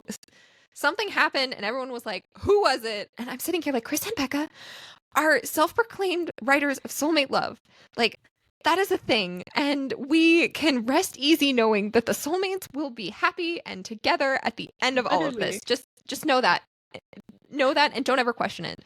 Like, even with like debates on like who future couples and books will be, like who's going to end up with who, I'm like, I have full confidence that I will love them regardless of who they end up with. Yes. Like, I have the utmost confidence in them. They write soulmates. Just let that sink in. Let us appreciate that they will always be happy and together and with the person that they were meant to be with. 100%. Yes. And I can't wait to see it. Oh, me too. So then he comes. It's just so many good quotes. Oh yeah. He said, in talking about Rose, he goes, "She's gonna realize that some battles are best fought with a sidekick." It's so Connor. good. And the fact that he uses a superhero analogy to explain his thinking to Lily is just A+, Connor. A+. A+ for him. He'd be like, "Yeah, of course. I always get an A+. What are you talking about?" It's like, hello? Honor roll. I would never get anything less. We would never have anything less from Connor Cobalt. And it's just banger after banger in this discussion. Oh yeah. I'm looking at all of your notes and they're just all so good. Lily asks if Connor loves Rose. And Connor responds with, "Love is a relative to some." Another foundational moment that we have here. A huge moment. And this is just an idea that's going to get explored for sure as the series progresses, and it's just a huge part of Connor's character and his development. Because I think this is like one of the first moments where Connor really actually talks about this idea of love. Mm-hmm. So his very big viewpoint on love and his stance on it. Yeah. And so then Lily asks him why he doesn't say things like wicked or hey bro anymore, like in his vocabulary. And she's so funny. She goes, "You saying wicked cool was like my favorite thing about you." I think it's so interesting because like it really was only for Addicted to You, maybe into Ricochet, like a little bit of Ricochet, but it's honestly so jarring for me at that point to go back and read Connor's diction and like how he spoke, and I was like, this doesn't sound like Connor. I know, and even in Addicted to You, like the fact that Lily was able to kind of like clock him like switching personalities, like after they got to know each other a little bit and like they would be out in public, she's like, that's interesting. Yeah. Because again, I started with Kiss the Sky and like that's in Connor's head. And I'm sitting here like, this is very jarring. I don't understand. No, you're like, why is he doing this? So oh, yeah. And he says, quote, most people wouldn't be able to stand all of me. And then Lily goes, can Rose? 100%. She doesn't, I don't think Connor like actually gives her an answer, but like we know. No, yes. he doesn't. He just, and so then Lily. Yeah, she says. Yeah. Oh, go ahead. I love this quote because it's the I suddenly come to the conclusion that I won't ever know what Connor Cobalt really sounds like in his head, what words he finds abhorrent, what he thinks of certain situations, his real honest reactions that are half insult, half something a little nicer. And I'm sitting here like, that sucks for you, Lily, but we're about to go into his book and I'm gonna know. It's great. I can't wait. Like, she's so right, because honestly, like, no one does know. No. Besides, like, Rose gets the closest look at it. Yeah. But I think it's mentioned in a later book of, like, Rose and what she understands of Connor. I think it's Thrive. Mm-hmm. I think there's a moment in Thrive where Lo talks about it. But, yeah, it's... I love that she literally just puts it out there, and I'm sitting here like, sucks for you, Lily. But we get to know... Like, I have the pleasure. Yes. What Cobalt sounds like. Yeah. I'm so sorry that, like, you're clearly very special, but we get to know. Yes. I do have a one-up on you there. And then the chapter ends with this quote from Lily. She says, maybe Rose already knows him, or maybe she's just as clueless as the rest of us. This whole setup. A lovely little segue. Yes. This whole setup into their book. It's so good. Oh my gosh, these chapters are just like crazy. Yeah, I know. You took some incredible notes in these last few chapters. Thank you. So next chapter is Lo, and he's in Maine, and he has decided that he's going to meet his birth mother. And it doesn't go. Emily is not exactly thrilled. Yeah, I'm hesitant to call her a villain, but like I don't like you either. She has villain-like tendencies, for sure. She doesn't have redeeming qualities, that's for certain. She is someone that doesn't fight hard enough for her children. Yeah, no. I fear that she just kind of lets them go. So during their conversation, they're talking about a lot of things. Like, Lo is kind of just like... Yeah, I mean, this is just a big moment, him meeting his mom for the first time. Right. He's just trying to get some context on, like, who are you? Like, how do you feel about me? Yeah. And so during the conversation, Emily ends up revealing that it was Jonathan that was adamant about her going through with the pregnancy, and that if it was up to her, she would have gotten an abortion. Which is so surprising. Like, because again, we're sitting here, like... I guess we were kind of getting a little bit of it, like getting a sense of it where Jonathan was like, no, I don't regret having Lo. But like to hear to the extent of how unwanted Lo was by a parent, and then seeing that, no, Jonathan truly did want you and fought for you. That's a revelation. I know. We need to make like a Venn diagram of like all of Jonathan's like positive and negative. Like, it'd be crazy to list that out. Oh God, yeah.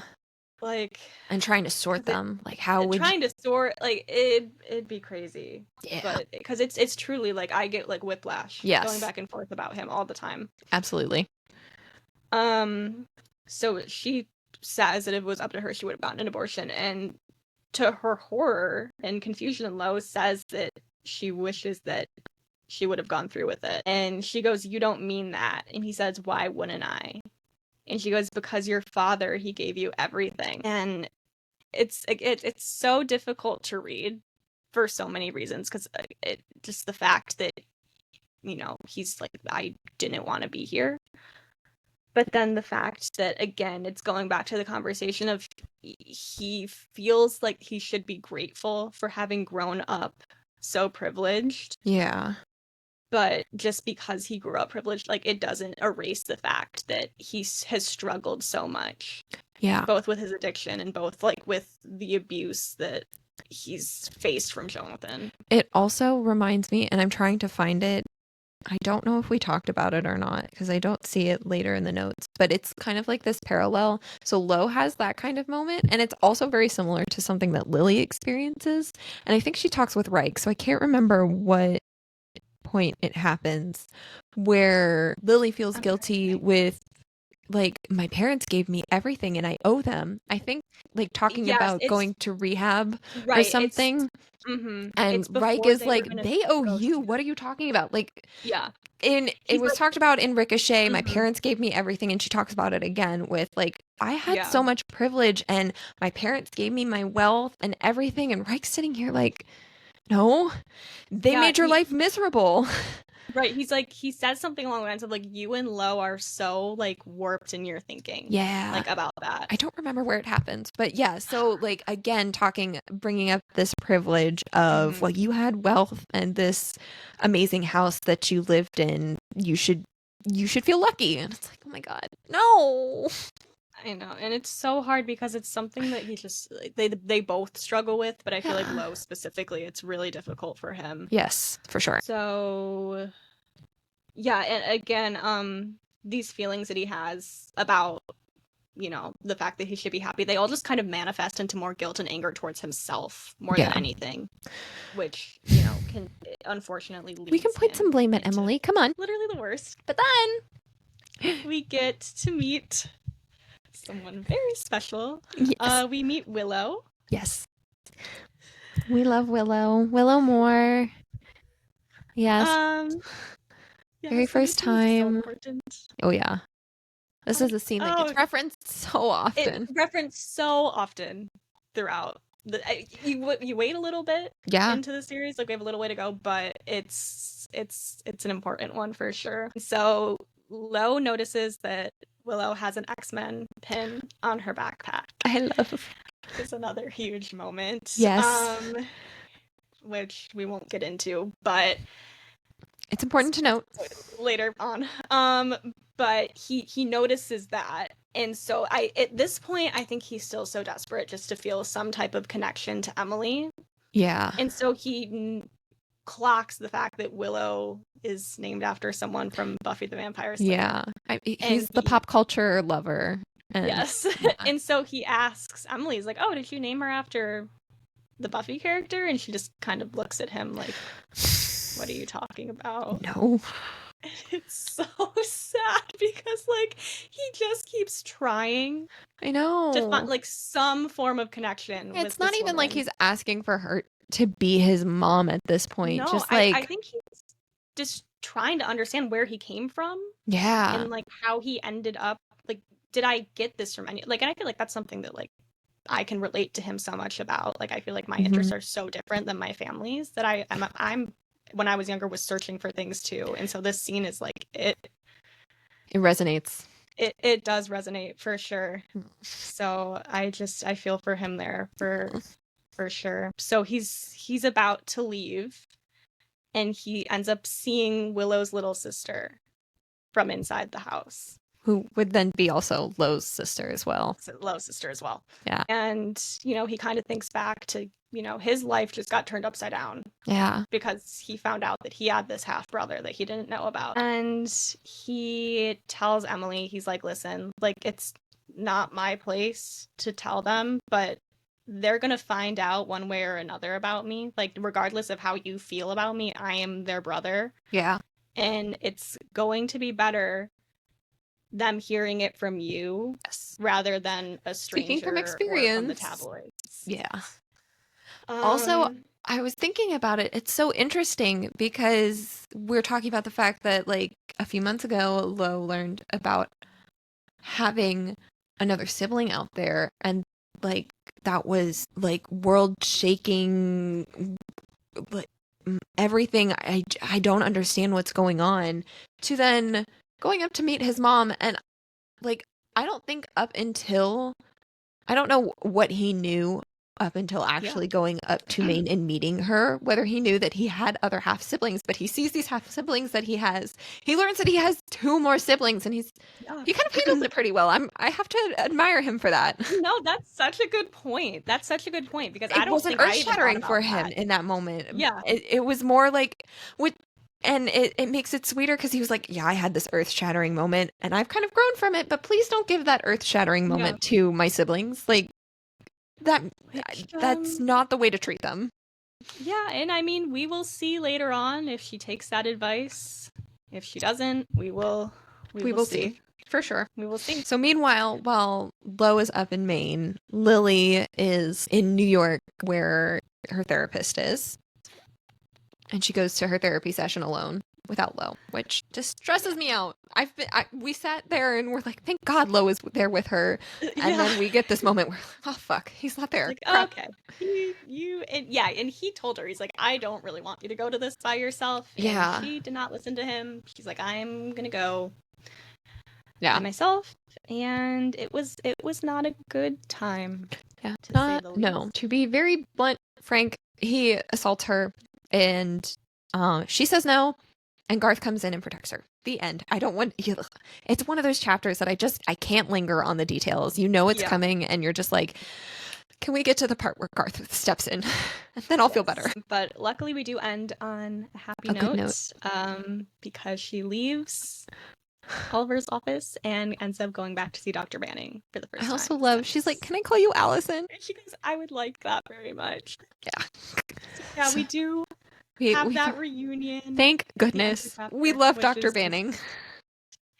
We needed some levity. Yes, we needed some levity. We needed some good, it's been kind of heavy and not great moments. We needed a win for them. And this is a win that Lily was able to stand up for herself and go back to the therapist that is like the perfect therapist for her. Absolutely. And again, you just, after all of this nonsense with Oliver, you just really, really appreciate how good of a therapist Dr. Manning is. Truly. So then Lo returns from Maine and he calls Lily. So he calls Lily and he is in his car sitting outside of a bar. Because he automatically causes me stress because yes. I don't know if they realize at this point that he had because she was asking and he was like, I'm in New York, and she's like, oh, we can meet for dinner. Right. Like you can tell that she is like anxious about the fact that he called her, like she knows something's wrong. Yeah, she knows they went to see. Does she know that he went to see his mom at that point, or was yes. Yeah. Okay, so that wasn't secret. So she knows that he's already in a maybe not great headspace. Right, because she was like, oh, I'll go with you. And he was like, no, I want to go by myself. So he's sitting outside a bar and he calls Lily and he asks her why she loves him. And so Lily starts telling him a story from their childhood. And it's a story where they were reading comic books together. And they're reading this. The quote from Lily says, we both knew you were kind of like Hellion. You made the wrong choices, even when you knew where the right ones lie. But that day you said you aspired to be Cyclops. Scott Summers was strong. He took care of everyone in the face of crisis. He was a man that people wanted by their side. You've made it. You're my Scott Summers. And without you, I wouldn't be here. Which is like... Oh my God. Oh, it's just so Lily and Lo. Like the comic book references, making me the comparison through the characters and just the meaning behind it all. And just like I'm like the Scott Summers, and like later on in the series, yes, but like that happen, and it's like the layers are so layered because like this is something that they've been struggling with, and of feeling like I messed up your life and I feel culpable for enabling you and pushing you down this darker path. And Lily's over here like, no, you're like actually the hero, and I wouldn't be here without you. Like, I want you by my side. There's no one else that I want by my side, and you're not it's like a subtle, you're not the villain kind of statement. You are this. It's just, it's so them. And it's, again, like, that's such a good point. Like, so much of what we see, like, flashbacks wise from their childhood is like these dark moments. Yeah. And like, there was light.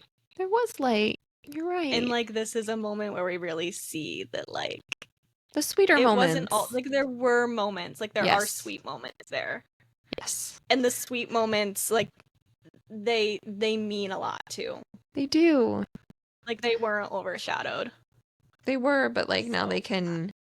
I'm glad that they can look back on certain parts of their past too with lightness and not feel heavy looking back. Yeah, I it's a chapter that I love. It's hard. It's a very good chapter. It starts off really rough. Yeah, you're worried for a minute. Really, yeah, I love that whole sequence of quotes. Yeah. It's some of my faves, for Definitely. sure. And so then the chapter ends, and it's a quote from Lowe. He says, "She doesn't have to say I love you because the sentiment is attached to each and every word. She loves me because she believes I'm strong. She loves me because she's a part of me. She loves me because I've become a better man through all of this." Growth. Oh, we love to see the growth. I love it. Oh, God. It's so good. So many quotable moments. I'm rereading this. I'm like, why do I read other books besides Krista and Becca books? I'm sitting here because I definitely had annotated or highlighted my Kindle copy of Addicted for Now, but I was going back through and like obviously there were moments where I was like, perfect, yeah, I highlighted that moment. Let's put it in my notes. And then I'm continuing to reread. I'm like, why the heck didn't I highlight that? That needs to go in there. I was being stingy. We need to add a little more to this. I read some of the Like Us books on my Kindle, and some of the pages are just like fully highlighted on the Kindle. Like you can't even, like, it's like not I've seen readable. That. I have a friend that I was looking for a quote in Nobody Like Us. And I was like, can you give me some quotes? And she pulled out her Kindle and she's legitimately like reading an entire passage trying to find the quote that she was looking for. It's like, good, cute. Highlights. Yep. That's what all of my annotations look like in all of these books. No, and that's why it takes me forever to like reread. I'm like, oh my God, like for sure. I'm running out of ink here. Yeah. I've had to get several highlighters, like restock on highlighters and pens because I run out of material. There were some slight color changes as I was reading this. I'm like, it's okay. Yeah. I ran out of variants here. Yeah. But it's fine. It's worth it. It's so worth it. Oh, just to go back and look through, basically reread the entire book at that point when you're flipping through your annotations.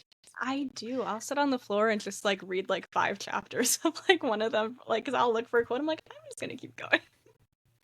That's perfect. I love their brains. I do too. Oh.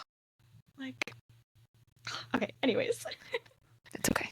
Yeah, we're good. Okay. I know. Okay. Wait. I really am excited to talk about this chapter. Actually, this isn't. Yeah. So, I was. Again, Lo goes to see his therapist for the first time in a long time. It's the therapist that he got when he was in rehab. Right. And throughout the book, he's really avoided his therapist, like has not spoken to him. Yes. And so he kind of goes in with his guards up, and he doesn't understand why anyone would care to help him or show him any compassion, especially in the situation where he's clearly the more privileged one. He's like, you're my therapist. Like, why? Yeah. I'm this wealthy, privileged kid. Like, you're sitting here listening to me about my problems. Like, why do you care? And Brian, his therapist, he tells him that just because he's privileged doesn't mean he doesn't hurt like everyone else.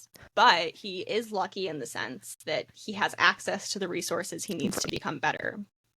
Right. Very good point. His privilege did get him that. Yes. And rereading this is one of my Roman Empire quotes. This is one of my favorite quotes across the whole series. It's a good one. And it's sometimes the person we think we'll become is the person we already are. And the person we truly become is the person we least expect. It's so good. It's one of my favorite quotes from the whole series. And when I was doing this reread, totally in my mind, thought that this was a Connor quote. It sounds like a Connor quote. In your defense, it sounds like a Connor quote, and I'm pretty certain I have seen people reference it and thought it was Connor. Like, they put it on Instagram without who said it, and I thought it was Connor, so every time I reread it, I'm like, oh yeah, that was the therapist. So up until this reread, I was fully under the impression that Connor said this. And so I was like, mind blown. But I love that it came from his therapist. Yeah. Like, I love that this was a quote from him. Like, I think it holds, like, even so much more meaning. Yeah, because, like, I think Lo could probably sense, at least later books, when Connor might be placating him. Like, yes, Connor will give him true advice, but he's not the professional, and Brian is absolutely the professional. And it's like one of those things that Lily was dealing with Dr. Banning, where the praise and advice coming from Dr. Banning meant more to her because it was a professional. And yeah, Brian is this professional telling him this. Yeah. This is really his moment of that, like, equivalent type of feeling that she's been feeling. Yeah. And oh my god, it's so good. It's so good. And it was so unexpected for me because I thought that Connor said that. Connor's got, this is a thing that will go on later on, that Connor is like a therapist for certain characters. And yeah, okay, so he's got the therapist, like, he speaks like them. That tracks. It's my therapist, so, like, I get it. Yep. Not to spoil anything, but he hangs out around a fair few, so maybe he just picked up on the language. Yeah, he's picked up on the lingo, for sure. He's like, I'm just gonna psychoanalyze you a little bit. So then we get into the next chapter, where Lo is home, and Lily admits to Lo what happened with Oliver. And it's a short chapter, but I love that despite the fact that Lo was so horrified, and rightfully so, and that was a traumatic experience for her, she feels strong.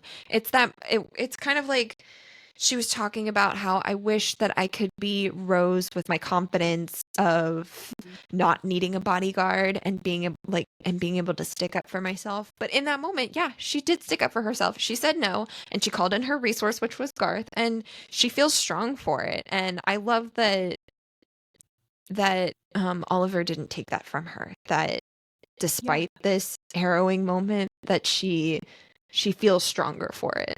Which, good. Yeah, we get a little light out of that. Yeah, and she even says during the chapter, like, Lo's, like, freaking out, right? Yeah. Like, understandably so. And she's like, but I said no. She's, like, proud of herself and, like, keeps repeating that to him. Yes. She's like, yeah, this is horrible, but I was brave enough to say no. And I feel strong for it. Yeah. Good. We're proud of you, Lily. Good girl. Yeah. Yeah. You are strong, and I'm glad you're believing it too. Like, we've believed it, and I'm glad to hear that you are coming to the same consensus that we have at this point. Yes, absolutely. Yeah, okay. So, another big chapter. It's so crazy. I always forget how close to the end this chapter is. I kept flipping, and I was like, oh my god, we're at 95% of this book, and it hasn't happened yet. Oh, okay. All the way back there. Got it. And it's such a testament to, like, how much happens in this book, too, that you honestly keep forgetting about it. It's like, oh, like, yeah, this hasn't been resolved yet. Like, we still don't know who this is. Yes. So, Reich is planning to move from his apartment, and he goes to his childhood house to pack up a couple of extra things, and Lily and Lo come along to help. And they purposefully go when Sarah is not home because Lo doesn't want to see her. Like, he is the product of her divorce, and it's like, yeah, we just don't want that kind of awkward interaction. So she's not meant to be there.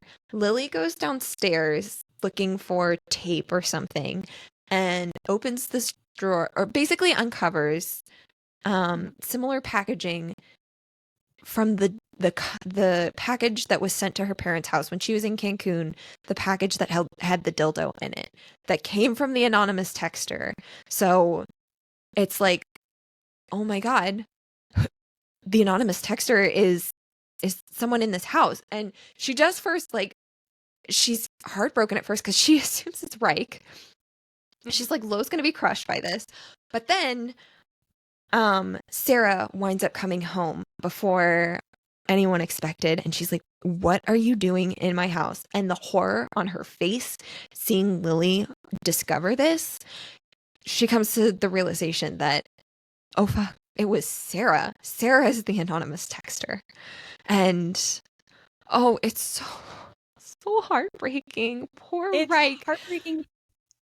But can we talk about how smart they wrote it? Because they're always referring to the anonymous texter as he. Yes. Like, they never... Yeah, I was trying so hard like, throughout this entire podcast to be very gender very, neutral. Like, I'm like, they're, they. But yes. I'm like... Yeah, you never expected... yeah. You never expected... to be a woman, let alone... And then just Sarah. Again, so one of the things that I had pointed out was the fact that like Lily was getting 75 text messages, getting whore and slut. And it's like, oh my God, this is a grown ass woman sending these horrible, horrible texts to this poor innocent girl. Because basically what it came down to was Sarah wanted to do this to torment Lo, like tormenting Lily, to torment Lo, to torment Jonathan. Like sick and twisted. And it all goes back to like, the way to get to Lo is to get to Lily. Like, we've been talking about that, like, through this whole podcast. Yes.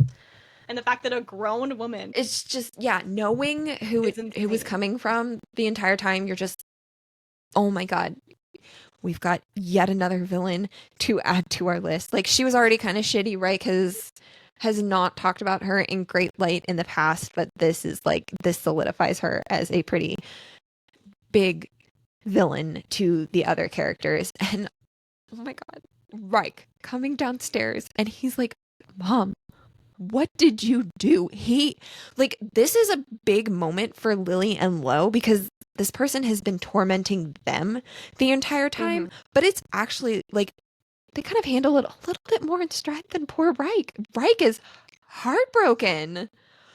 Oh my God. And I think too, like, Lily keeps being like, she like makes him say it, like says something about like, if this was anyone else, Lo would be going off on them right now. Yeah. But like, we have to focus on like, this is like earth shattering for Reich. I want to cry because he every time I think defended about it. his mother like to the ends of the earth, like through everything with Jonathan. He sided with Sarah over Jonathan. Like, they weren't great, but he still picked Sarah over Jonathan and firmly believed that she was the parent that cared for him. It was maybe not the best, again, but like, she was better than Jonathan, and yet she's actually behaving worse than him. Worse. Oh. Yeah. And it's just, he's so upset, but and I feel for him, but it's also a Lo and Reich moment of like, yes, this should be earth-shattering news for Lily, uncovering who it was that just basically ruined her entire life by outing this to the media. And she's over here nudging Lo, like, go take care of your brother. You need to go to him. Yeah. And there are a couple of quotes. It's he's not your family and he's my brother. Poor Reich is like dealing with the fact that his mother betrayed him, and he's definitely feeling this sense of, oh my God, I really didn't feel like I had a dad at this point. Like, Jonathan, yes, is my dad, but he was not this father figure to me.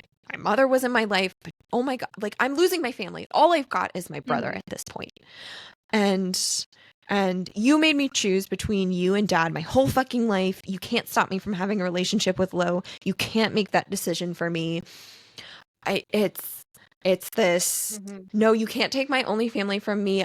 It's Reich used to be that yes kid to his mom, and this is a firm like, no, fuck no. I am saying no to you. You cannot control my life like this. I want my brother in my life, and I'm saying no. And it's definitely not a yes kid moment, which is big. Yeah.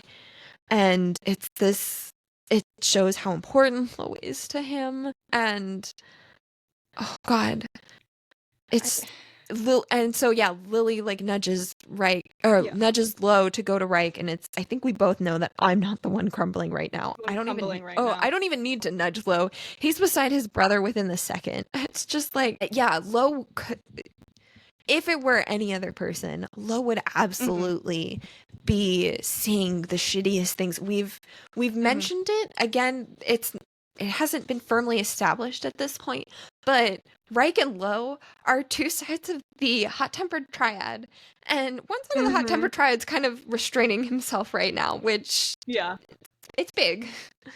Yes, but and then we find out that Sarah read Reich's text, which would make him, I could see that making him feel so guilty, because it's violated. Like Reich's presence in Lily and Lo's life was how Sarah found out. She read through his text, and if Reich hadn't been in their lives, she never would have found out, and none of this would have ever happened. And he could be carrying that kind of guilt.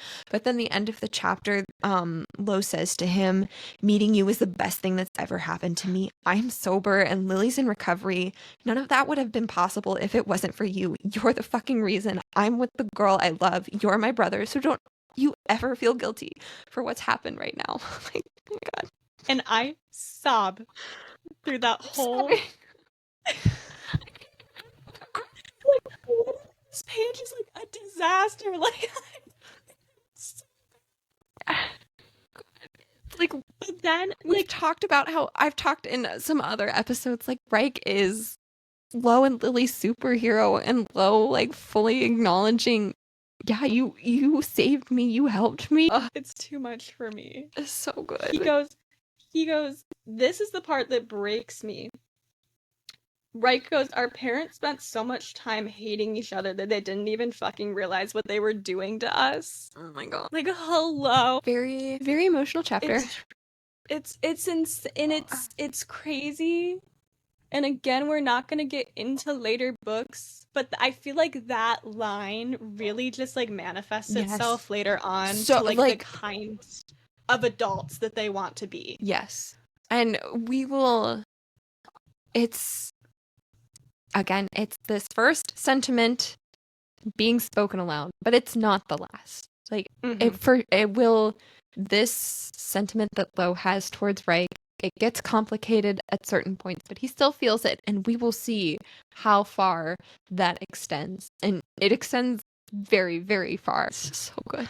And I just love, too, there was zero hesitation for him to step in and help Reich. Yes. Like, Reich, we've seen, doesn't hesitate to help Lo, but it's reciprocated tenfold in that moment. Right.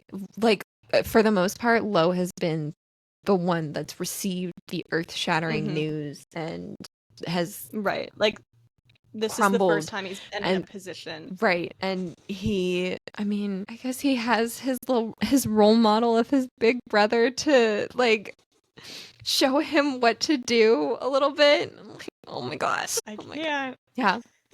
It's a hard chapter, but like we finally get our answer, and we get this amazing Lo and Reich moment. And again, I told you, like, the platonic relationships, they get me crying as much as the romantic ones.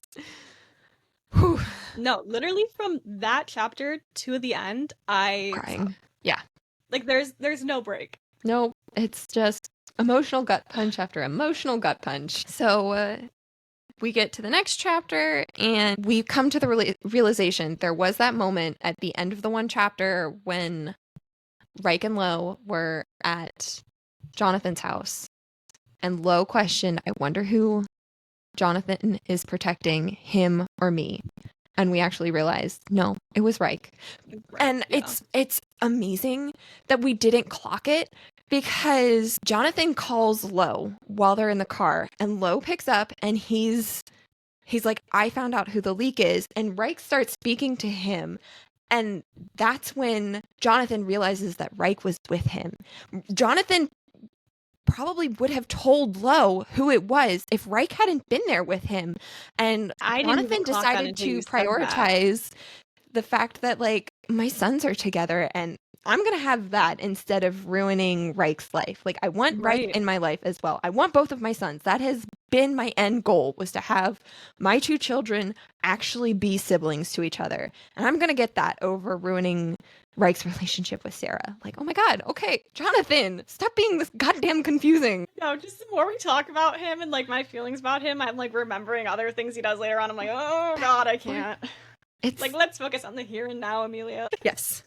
We have too many conflicting opinions in this book. Let's just focus here. So many conflicting opinions. Oh my God. Yeah. But yeah, so basically we realize Jonathan was protecting Reich, which a lot of feelings around that.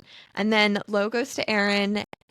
He goes back to Aaron and gives him letters of recommendation from Greg and Jonathan as kind of this olive branch of, I realize I fucked up your whole, like, your career, your future jobs, and this will these will absolutely get you into the right doors. These are pretty valuable.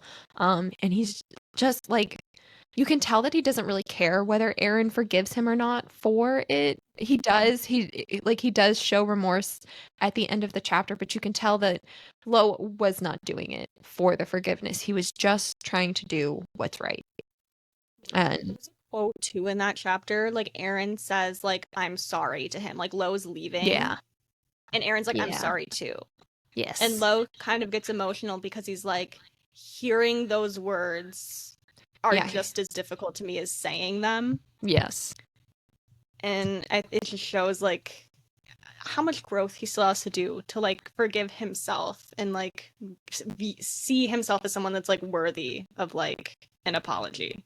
Yes, for sure. And then I love the end of this chapter. I set my sights on Lily again. Quote. She is my past, my present, my future.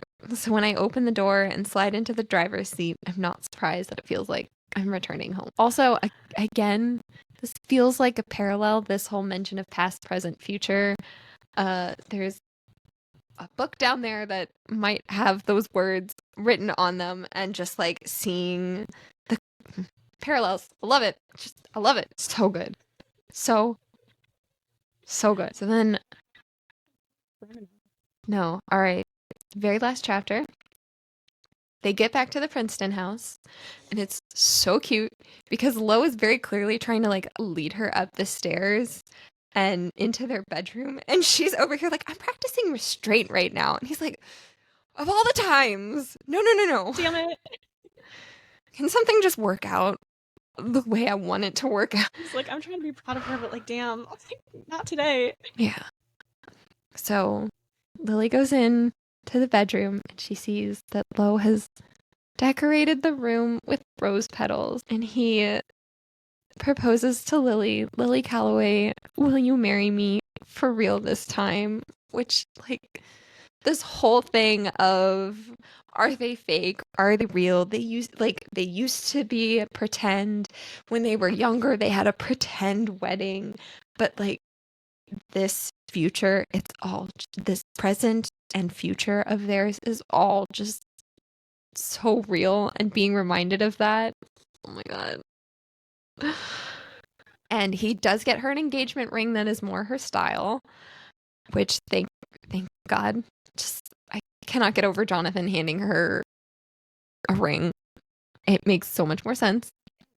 So many Easter eggs too, like as I was reading to like what the ring was gonna look like. Yeah. Like throughout the book. Like there was the one moment where like she was taking a bath, she's like, maybe the soap will dye it pink. Yes. And it's like stuff like that that's like brought up, and it's like, I know what it looks like, and it'll look like that. I know what it looks like. He It is one of those moments where like, I've seen the engagement ring. You don't know, but I've seen it, and it's great. Don't worry. It's great. Everything you could have wanted. Yes. Okay. And so more quotes. Years and years of mistakes. It feels like a dream to be here in this moment right now, sober, alive, with her.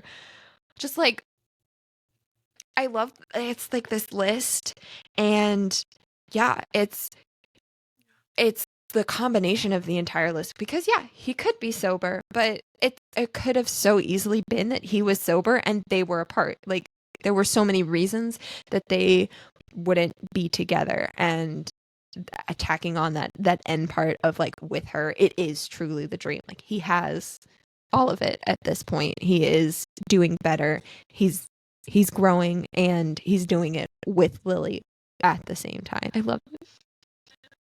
And then he makes another confession. He's like, I confess that I'd very much like to make love to you.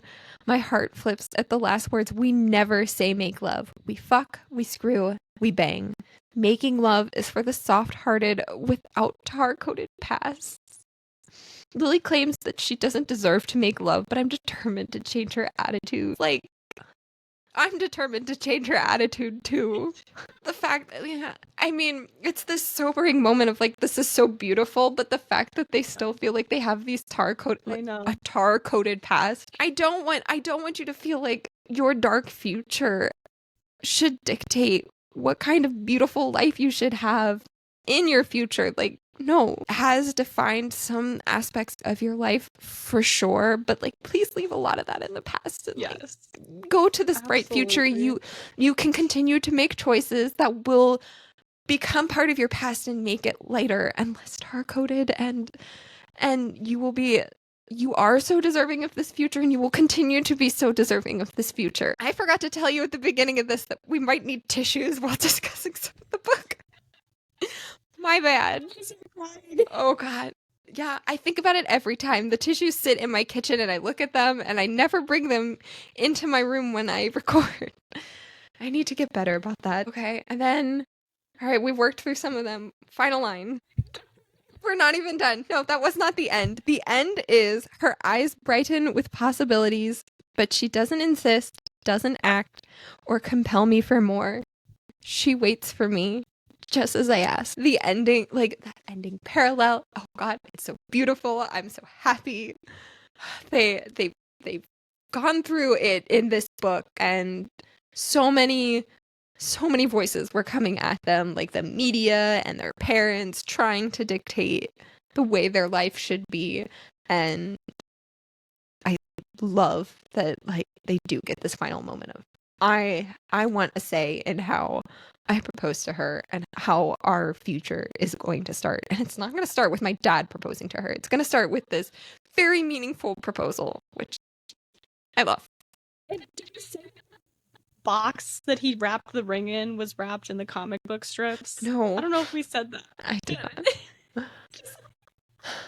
Every aspect of this entire moment, the man that you are, is just so so beautiful, so perfect.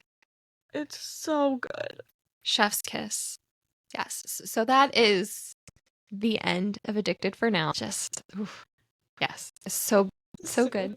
Yes. Let's just sit with it for a second. So again, I mention this every time, but I do have permission to discuss what happened at the exclusive bonus material at the end of the Berkeley published editions. So this was a big one when Krista and Becca announced what the POV would be. They're I think for the most part, when they were announcing what the bonuses were, they were very tight-lipped. But this was one that they very heavily implied, and it's been something that the fans have asked for a very long time.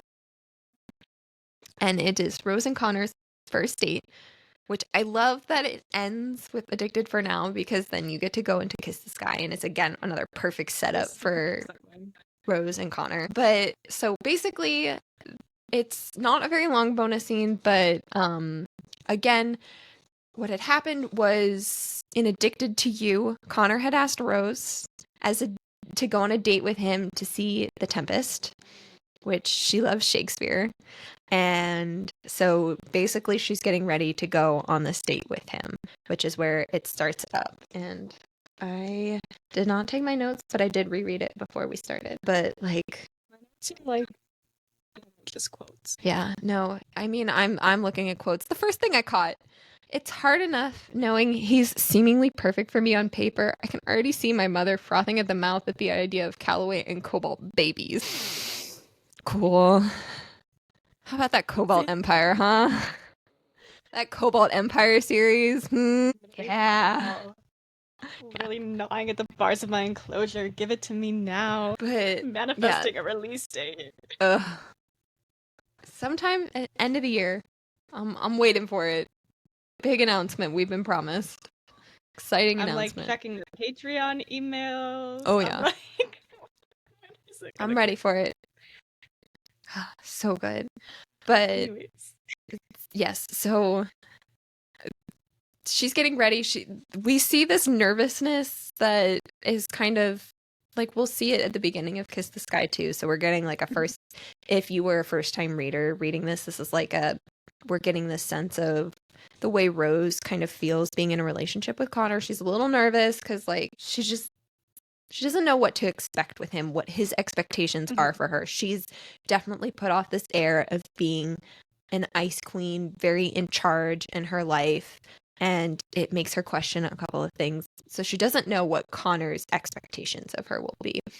So it's something that yeah, go ahead. Yeah, she says early on, like in the bonus scene, she, reiterates the fact that she is a virgin. And she says that, like, typically on dates, like, she'll lead with that, like, she's not ashamed of saying that. Right. But with Connor, she wants him to maybe believe that she isn't, and she's had more experience than she has, because she's worried that that's something that he would later on use against her. Yes. So she does understand Connor and his personality and the fact that he is capable of manipulating people and collecting information that he could hold over certain people for certain things. So it's something that she's aware of. She just doesn't know what he would do with information from her. Yeah. So, which we also already knew because of reading Addicted for Now, but like, yeah, just it's interesting to hear her call it out in the bonus. From her perspective, I think it's interesting because he's kind of like, well, why didn't she tell me? Like, from his perspective. Yeah. And she's like, well, I don't know what he's going to do with that information. Yes. So Connor comes to pick her up and they walk out and she immediately breaks her heel. And I love it because she's like, it seems the universe has spoken. We're not supposed to go on this date. It's the first moment of, I love, like, I go on about this all the time in real life too. Like, Rose is so very into, what is the universe telling me? What is fate telling me? And Connor's over here, he grimaces, the universe. He scoffs at this, like, Connor is so not a believer. And I am that believer of, like, fate made this happen. Rose would approve. Absolutely. I'm sticking it to you, Connor. You can have your logical explanation for this. It's fate. Reason. Yeah. The universe wanted this to happen. But yeah, so she's trying to insist that they shouldn't go on this date because she broke her shoe, and Connor's accusing her of being a quitter and that he can fix this. So because her heel broke, we also see this moment, her foot was on the ground and she felt dirty. And we've seen a little bit of it in Addicted for Now, but Rose has OCD. And we'll learn more of what her OCD looks like in Kiss the Sky. But Connor recognizes that she has it, and he's like providing her a water bottle and a towel to clean her foot to make her feel more comfortable because her OCD can cause her to be more anxious. I love that. Like, from the very first date, he's clocked this. No, he clocks her right away. And another one. Why do you always think I have ill intent? Because I don't know you, Connor. No one really does. You change around people to get what you want. And if you wanted me, you'd put on some front. This isn't a front. I'm as real with you as I can be. I can be. Which, like, what? We'll get into that. Like, what do you mean by as I can be, Connor? Let's explore that a little bit. But also the fact that he is... a little deeper. Yeah. Let's talk about that. A little therapy session. But the fact that he's so open about, like, she's different. He tries to be very real with her. There's a part earlier too, like when her heel breaks and he like reaches out to catch her. He goes, "I got you." She's like, "You have my arm." Yes, the only thing you have is my arm. So good. And so basically takes her to a store to get her brand new heels. Oh, Connor, it's such a Connor What the Cobalt move. man that you are. It's not going home and her get like, no, I have a tailor at this store and they sell heels and also I'm gonna pay for them. It's like, oh, He's like, yeah, I have a credit here, like it's Yes. fine. And then he gives her little flip-flops to walk into the store with, like from his car, because Yes. he knows that like she doesn't want her feet to touch the ground anymore. And then they go to the date, they go to the play, they watch The Tempest, and they're such a Kabbalah thing that they're sitting there quoting the play back at each other. They're fucking watching the play and the actor saying it, but they're gonna quote it too. It's so them.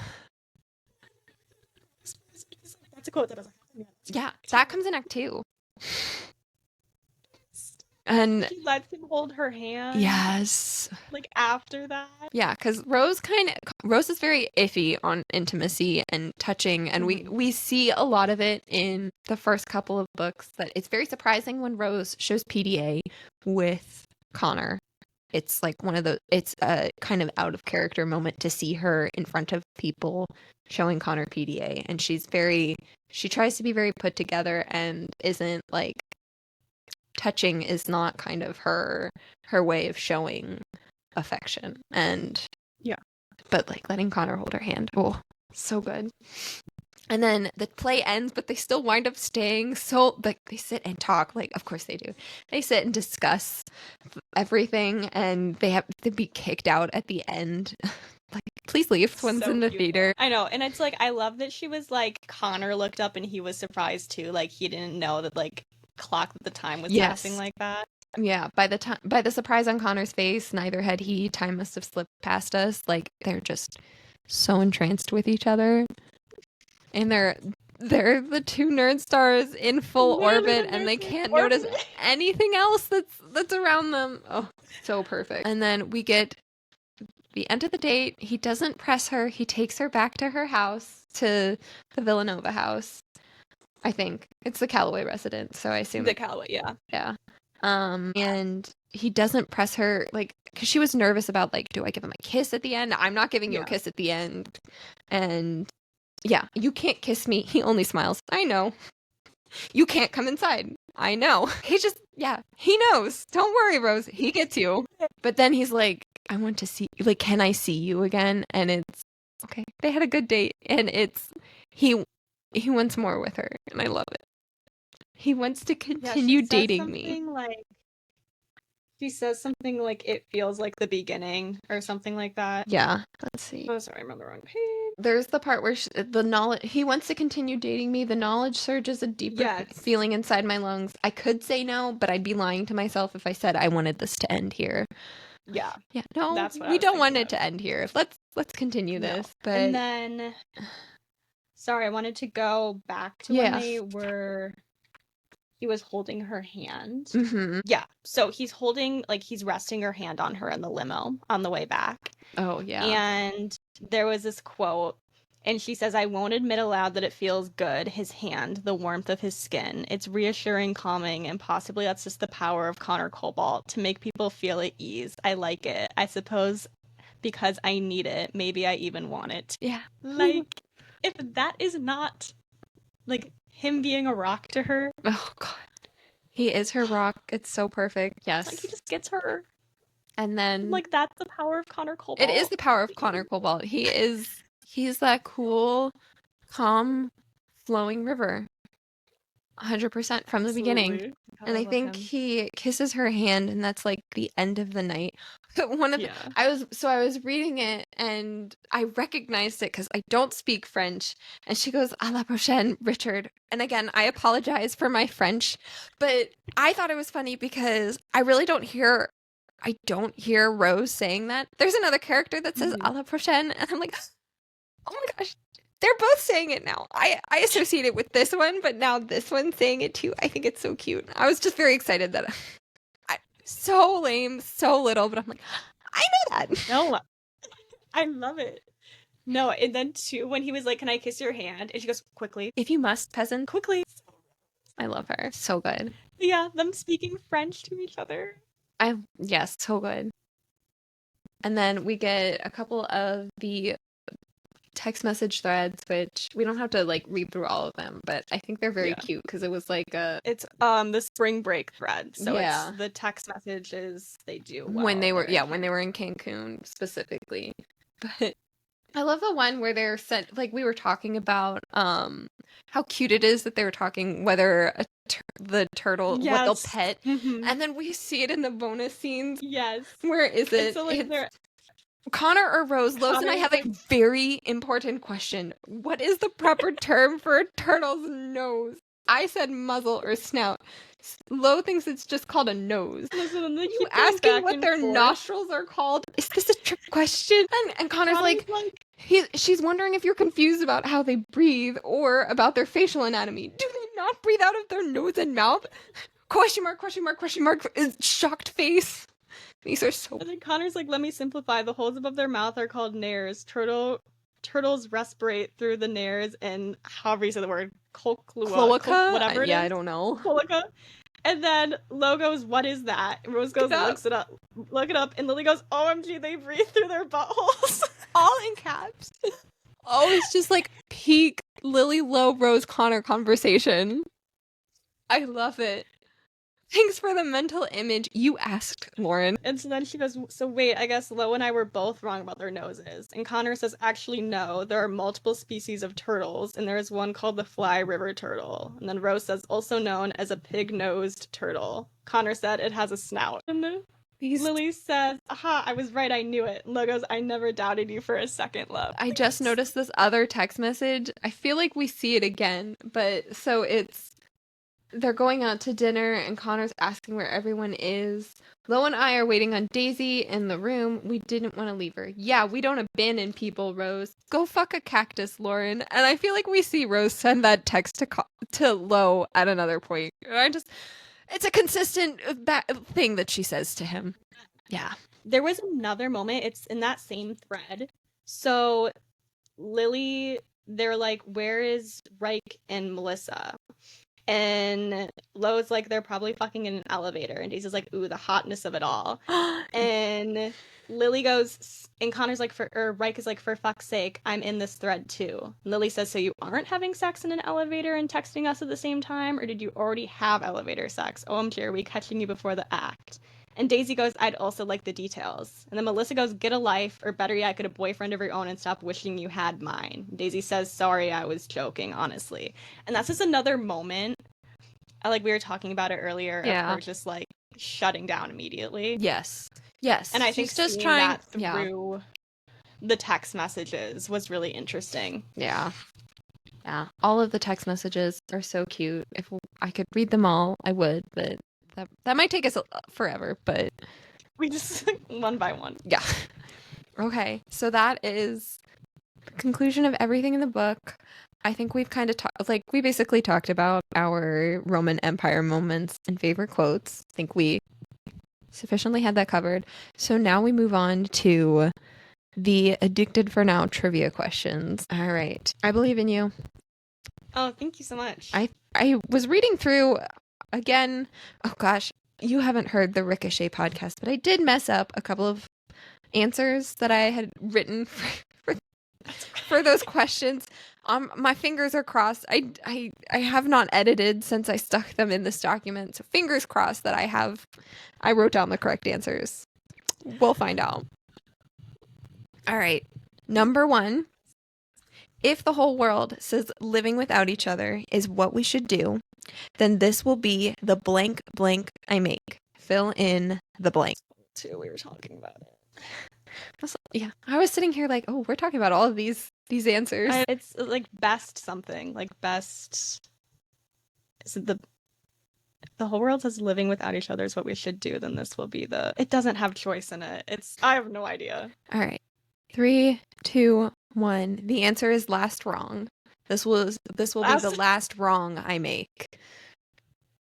Amazing. Off to a splendid start. I mean, I could have picked any of it. Yeah, all of those quotes from that chapter were just so good.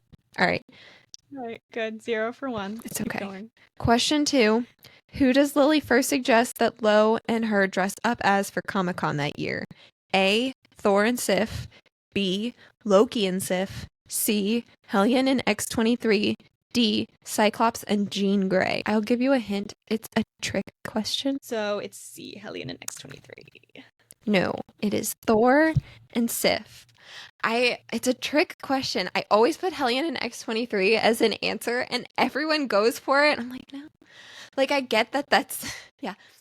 It's a trick question. I hate it here. I'm just kidding. Yeah. Have Lo me is back. like, I think because there's a moment where Lo's like, do I go as a blonde? Like, I need to be Thor? Oh my god. I thought she was like saying it and he was like surprised that she would say it because the suit was like tight. No. Yeah. God. It's a, Okay, wow. LOL. yeah. Okay. I think you'll get Sorry, this keep one. going. It's I made these mean. I was like, I tried, like, I wanted people to think. I didn't want it to just be gimme answers. But I think sometimes I tried too hard. Some of the, Oh my god, no. okay. Please, like, bring me Yeah. back down to earth. I did this with Sarah last week and she was like, oh my God, I look like a fake fan now. You're not a fake fan, I promise. Okay. I can touch you now without feeling guilty. It may not last forever. Then I'll enjoy it. Blank, blank. Fill in the blank. That one's for now. Yes. Okay, slay. I was gonna be like, that's embarrassing. I was literally talking about Yeah, how no, I was love like, the I feel drop like this one's a the gimme. title. You clocked that one again.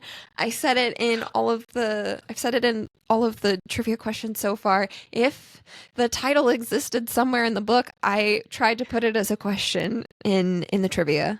So usually one of the fill in the blanks was a title. Alright, good. Well, thank God I've won. I think you'll get this one too. What game do Reich and Lily play on the plane back from Mexico? A. Poker. B. Rummy. C. Go Fish. D. Slapjack. That one is C, Go Fish. Yes. All right. What superhero impersonator annoys Lily at the club? A. Superman. B. Thor. C. Captain America. Or D. Batman. One is C, Captain America. Yeah. Okay. For the Okay, I'm redeeming myself. I feel better yeah, now. you're doing it. All right. For the first time, I have them, and I feel tears build at the words that I never thought I'd hear. What is the them that Lo is referring to? Making me emotional. He's talking about his. Yes. So I would have accepted friends or the core six, any of those. Yes. All of them. All right. I'm sorry. I love you. I'm here if you need me now. Who says this to whom? A. Lily to Lo.